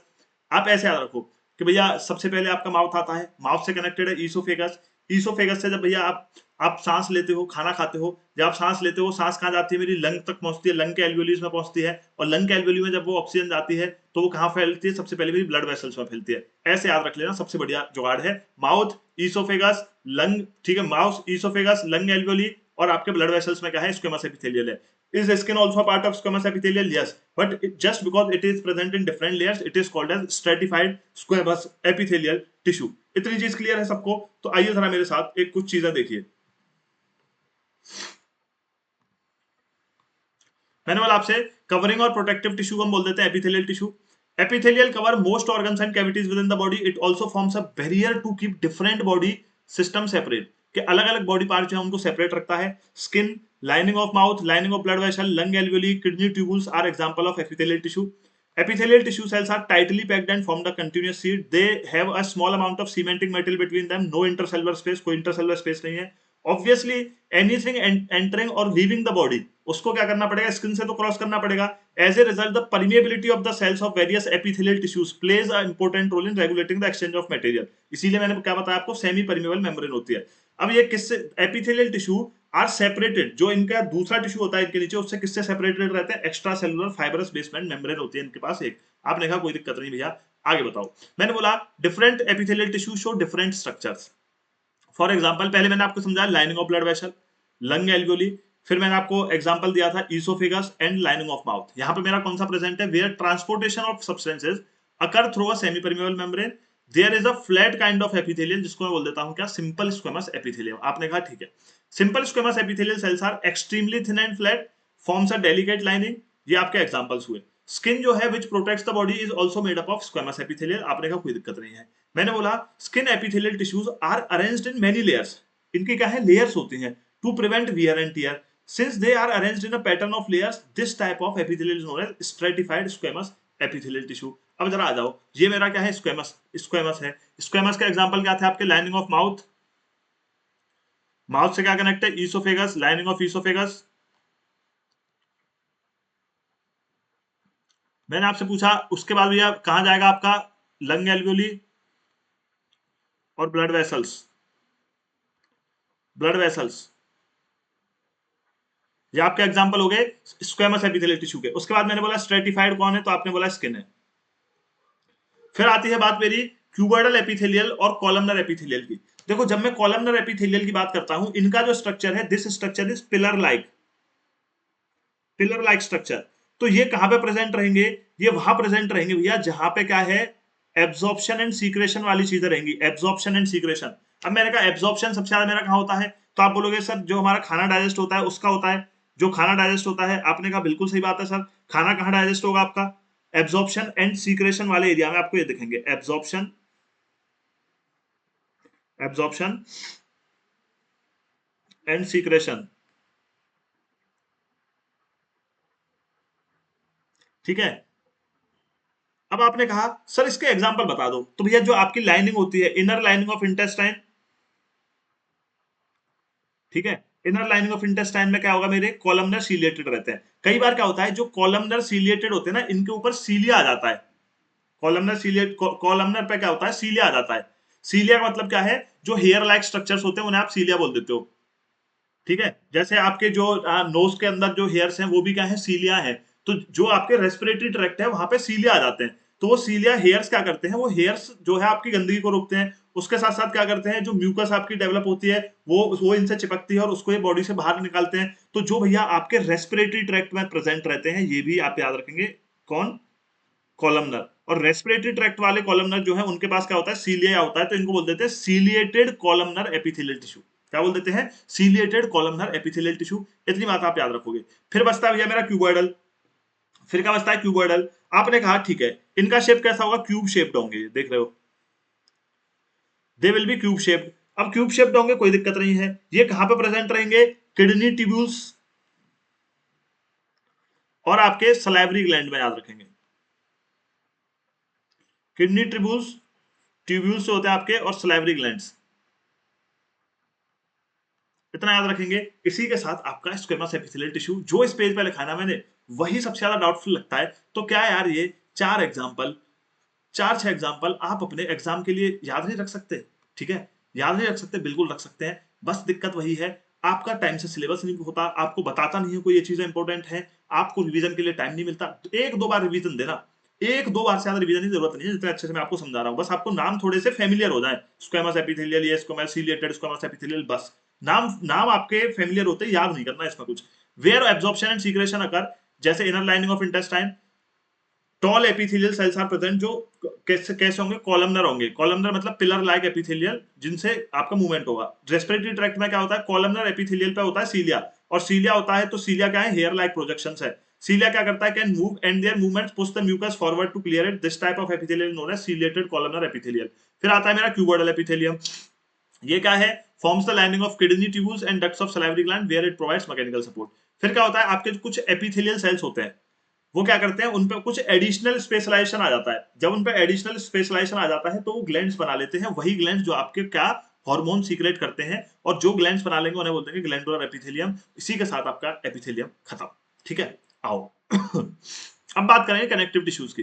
कनेक्टिव टिश्यूज क्या है, कनेक्टिव टिश्यूज वो टिश्यूज हैं जो हमारी बॉडी के किसी न किसी पार्ट को दूसरे से कनेक्ट कर रहे हैं। जैसे मेरा ब्लड है, ब्लड है, ब्लड भैया पूरी बॉडी में ऑक्सीजन कनेक्ट करता है, फूड कनेक्ट करता है, जो एक्सक्रीटा होता है अलग अलग सेल का वो लेकर के आता है, वो आपका किडनी तक पहुंचाता है। ये क्या है, कनेक्टिव टिश्यूज है। मसल्स क्या है आपकी, कनेक्टिव टिश्यू है, ठीक है, मसल टिश्यूज अलग है। बोन क्या है आपकी, कनेक्टिव टिश्यू है। लिगामेंट क्या है, लिगामेंट भी है। टेंडन्स हो गए आपके, ये सारे क्या है आपके कनेक्टिव टिश्यूज है। तो आइए जरा बात करेंगे कनेक्टिव टिश्यूज की। सबसे इंपॉर्टेंट चीज आपको बॉयज एंड गर्ल्स पता है क्या याद रखनी है, इनके पास एक मैट्रिक्स होता है। मैट्रिक्स क्या होता है, एक जेली लाइक सब्सटेंस रहेगा जो इनमें फिल्ड अप होगा। मैट्रिक्स क्या होगा, एक जेली लाइक डेंस और रिजिड फ्लूइड होगा जो इनमें स्प्रेड रहेगा, बस इतना याद रखना है। So blood is a type of connective tissue. Cell of connective tissue are loosely spaced embedded in intercellular matrix. Matrix में भी jelly like fluid dense और rigid. Nature of matrix differs कि किस टाइप का आपका कनेक्टिव टिश्यू है। One by one आइए मैं समझाता हूं। यहाँ पे सबसे पहला मेरा कनेक्टिव टिश्यू है ब्लड। ब्लड का आपसे पूछे हुए मैट्रिक्स क्या है, ब्लड का मैट्रिक्स है प्लाज्मा। प्लाज्मा मेरा किस चीज से बना होता है, प्रोटीन्स, सॉल्ट्स एंड हार्मोन से बना होता है। कौन, प्लाज्मा। अच्छा, इसी प्लाज्मा में मैंने आपको क्या चीज समझाई कि भैया यहाँ आओ, ये पूरा येलो वाला जो पोर्शन है आपका, वो क्या मेरा प्लाज्मा है। इसी प्लाज्मा में आपके व्हाइट ब्लड सेल भी रहेंगे, रेड ब्लड सेल भी रहेंगे, इसी में आपकी प्लेटलेट्स भी रहेंगी, ठीक है, इसी में क्या रहेंगे आपके प्लेटलेट्स भी रहेंगी। तीनों का फंक्शन क्या है, वन बाय वन आप समझ लो। सबसे पहले प्लाज्मा का है, प्रोटीन, सॉल्ट एंड हार्मोन्स इसमें रहते हैं। उसके साथ साथ व्हाइट ब्लड सेल्स का क्या है कि जब भी हमारी बॉडी में कोई एक्सटर्नल बॉडी अटैक करती है, जब भी हमारी बॉडी का डिफेंस मैकेनिज्म जो एक्टिव करता है वो व्हाइट ब्लड सेल करता है, ठीक है, तो डिफेंस मैकेनिज्म करता है ये। आरबीसी क्या है, आरबीसी के पास भी क्या होता है, हीमोग्लोबिन होता है, और वो हीमोग्लोबिन को हाई एफिनिटी रहती है ऑक्सीजन से, तो ऑक्सीजन को डिसॉल्व करके पूरी बॉडी में अलग अलग जगह पहुंचाता है, ठीक है, ऑक्सीनेटेड ब्लड को। प्लेटलेट्स क्या करती है, आपका सीएपीएफ का पीवाईक्यू है।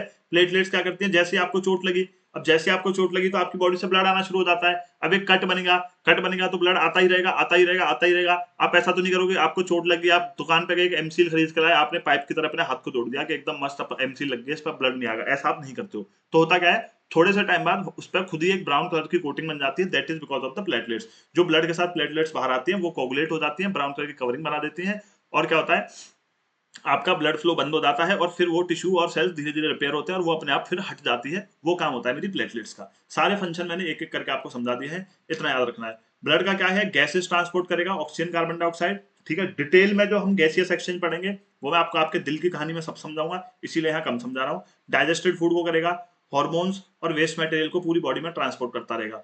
फिर क्या आता है, मेरा बोन आता है। Bone is another example of connective tissue. आपने कहा कोई दिक्कत नहीं sir, it forms the framework that supports the body. Bone जो है मेरा स्केलेटल सिस्टम जो है पूरी बॉडी को सपोर्ट करता है। It anchors the muscles and supports the organs of the body. काफी ज्यादा स्ट्रॉन्ग होती है मेरी बोन्स, बट इनफ्लेक्सिबल होती है, आपको पता नॉन फ्लेक्सिबल है। ऐसा नहीं है अभी आपको सर ये तो फ्लेक्सिबल है बोन, तो भैया ये मेरा जॉइंट है, बट यहाँ रेस्ट और इसके बीच में मेरी बोन फ्लेक्सिबल है, बिल्कुल नहीं है, मोड़ दोगे तो टूट जाएगी मेरी, ठीक है, बेचारी सी। Bone cells are embedded in hard matrix, और जो बोन सेल्स का मैट्रिक्स है वो किसका बना होता है, कैल्शियम एंड फास्फोरस कंपाउंड्स का। ब्लड का मैट्रिक्स क्या था, प्लाज्मा था। Two bones can be connected to each other. Bone to bone connection कौन करेगा, लिगामेंट्स करेंगे।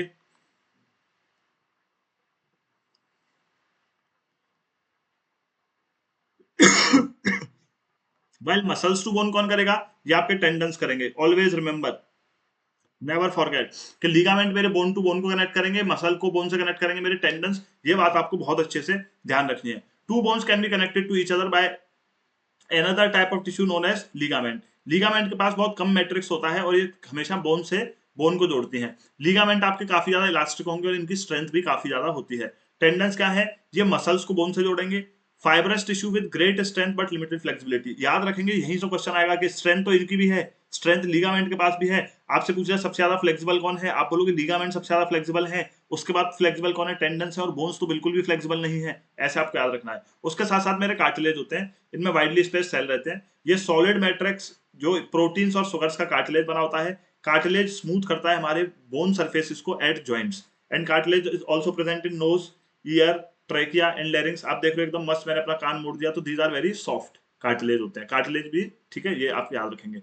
उसके साथ साथ आते हैं वन मोर इंपोर्टेंट टिश्यू, वो आता है आपका irregular tissue, irregular connective tissue. ये कहाँ मिलेगा आपको, स्किन और मसल्स के बीच में मिलेगा, around blood vessels, very important, याद रखना ये चीज।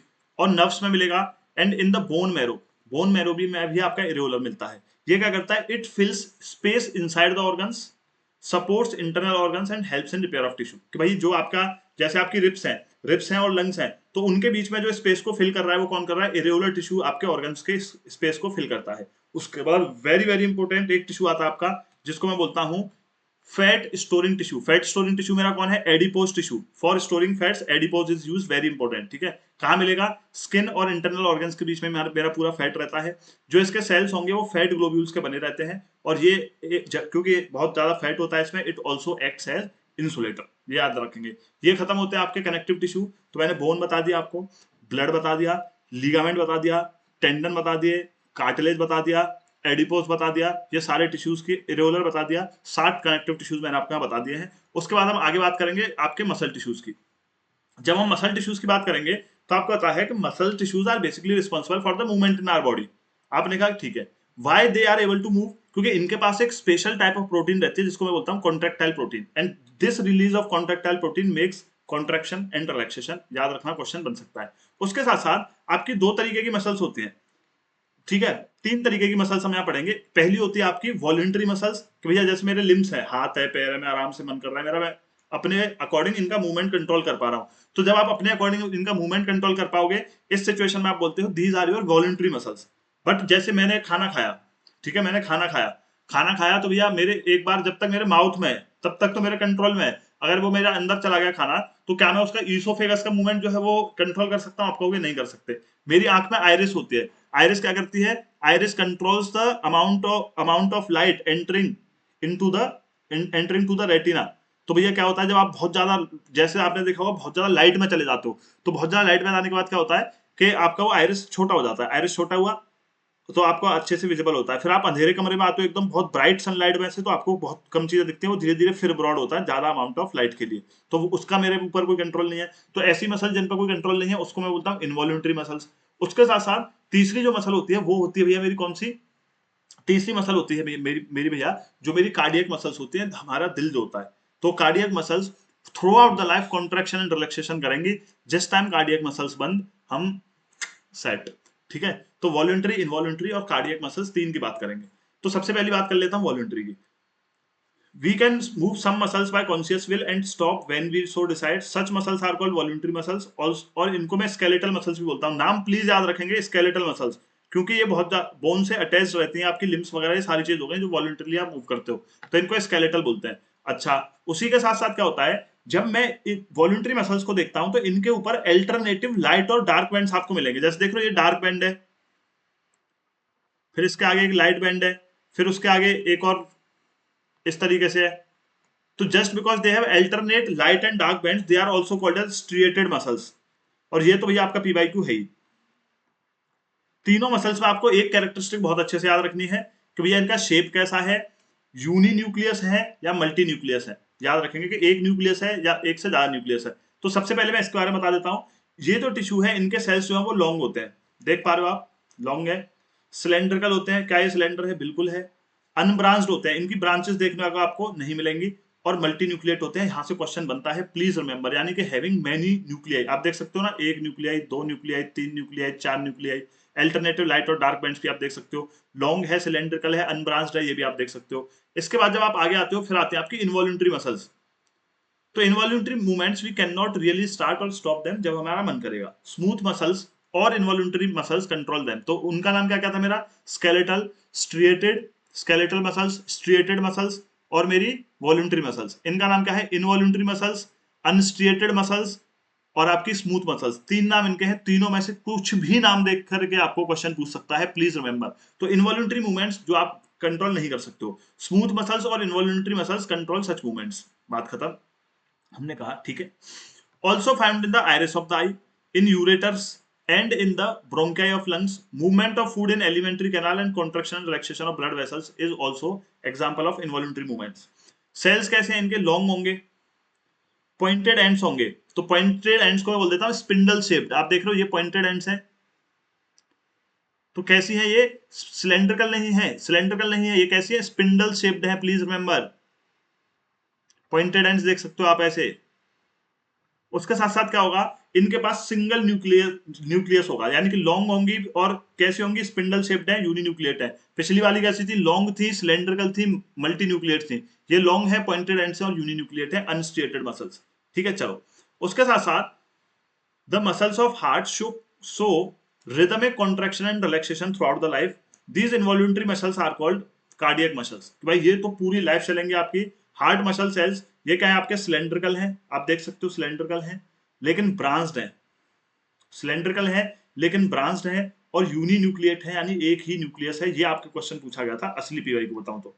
अब ये पूछ लिया तो वॉलंटरी और इनवॉलंटरी किसी का भी पूछ सकता है, ठीक है, कि सिलेंड्रिकल है, ब्रांच्ड है और यूनिन्यूक्लिएट है। याद रखना है मल्टी न्यूक्लिएट कौन सी है, बस वो मेरी कौन सी है, वॉलंटरी मसल है। ब्रांच्ड कौन सी है, बस वो कार्डियक मसल है। सिलेंड्रिकल कौन सी नहीं है भैया, इनवॉलंटरी नहीं है, बाकी दोनों मेरी सिलेंड्रिकल है। ये शेप्स आपको याद रखने हैं, ठीक है। उसके बाद आपका एक और टिश्यू होता है नर्वस टिश्यू। इसको हम यहाँ डिस्कस नहीं करेंगे क्योंकि जब हमें एक कंप्लीट चैप्टर करना ही है नर्वस टिश्यू पे, तो यहाँ हम इसकी टेंशन क्यों लें। मैंने पीडीएफ में मेंशन जरूर किया, जिससे आपको ये लगे कि मैंने छोड़ दिया, मैं भूल गया। मैं भूला नहीं हूँ, बट जब हम कंट्रोल एंड कोऑर्डिनेशन का पूरा चैप्टर ही नर्वस टिश्यू के ऊपर करने वाले हैं, so we don't have to worry. वहां एक ही बार शुरू करेंगे, एक ही बार पूरी कहानी हम इसकी खत्म कर देंगे। और इसी के साथ बॉयज एंड गर्ल्स, ठीक है, इसी के साथ बॉयज एंड गर्ल्स, मुबारक हो, आपका टिश्यू भी कंप्लीट हो चुका है। तो यानी कहीं ना कहीं अब तक आप अपने 5 से 6 क्वेश्चन बायो के, 5 से 6 क्वेश्चन बायो के आप कंप्लीट कर चुके हो 2 चैप्टर से ही, ठीक है। आप मान लो 4 क्वेश्चन तो मिनिमम आपको देखने को मिलेंगे, कई बार 5 से 6 क्वेश्चन भी मिलते हैं। इतने क्वेश्चन हमने 2 क्लास में कवर कर लिया है। और यहाँ हमने कंप्लीटली बात कर लिया टिश्यूज की, क्या इंपॉर्टेंट है टिश्यू जो मैंने बता दिया है। नोट्स बनाओ, रिवाइज करो, नोट्स बनाओ, रिवाइज करो, there is no clear shortcut. और आने वाले टाइम में भी 2-3 दिन में ही मेरे जो अभी लोग रिकमेंड हुए हैं, मतलब जो सॉरी मेरिट इन हुए हैं, मैं उनके साथ भी कुछ डिस्कशन रखूंगा। बट वो भी आपको एक ही चीज आकर के यार बताएंगे कि सिंपली जो भैया ने बताया है, जो नोट्स बनवाए हैं, जो नोट्स बता रहे हैं, वो उन्हें मल्टीपल टाइम रिवाइज करो, उसके अलावा कोई जुगाड़ नहीं है, ठीक है। तो वो भी आप देख लेना। अगर आपको मेरी बातों पर विश्वास नहीं होता है, खैर होना तो चाहिए, ठीक है, दिखनी चाहिए मेरी एनर्जी आपको और कंटेंट। तो सारी चीजें करेंगे। जो लोग टेलीग्राम पे अब तक नहीं है, please join the Telegram channel so that I can send you the PDF, जिससे आप अपने नोट्स को बना सकते हो। और बाकी की जो भी बहुत सारी अपडेट्स होती हैं, बहुत सारी बातें हम टेलीग्राम पे करते रहते हैं। तो इसके बाद मिलता हूं कल डाइवर्सिटी इन लिविंग ऑर्गेनिज्म के साथ, जो कि आपको बहुत ही ज्यादा दिक्कत मंद चैप्टर लगता है, but I will try my best कि मैं आपको बहुत सिंप्लीफाई करूं उसके लिए। तब तक के लिए बाय एवरीवन, जय हिंद गाइस।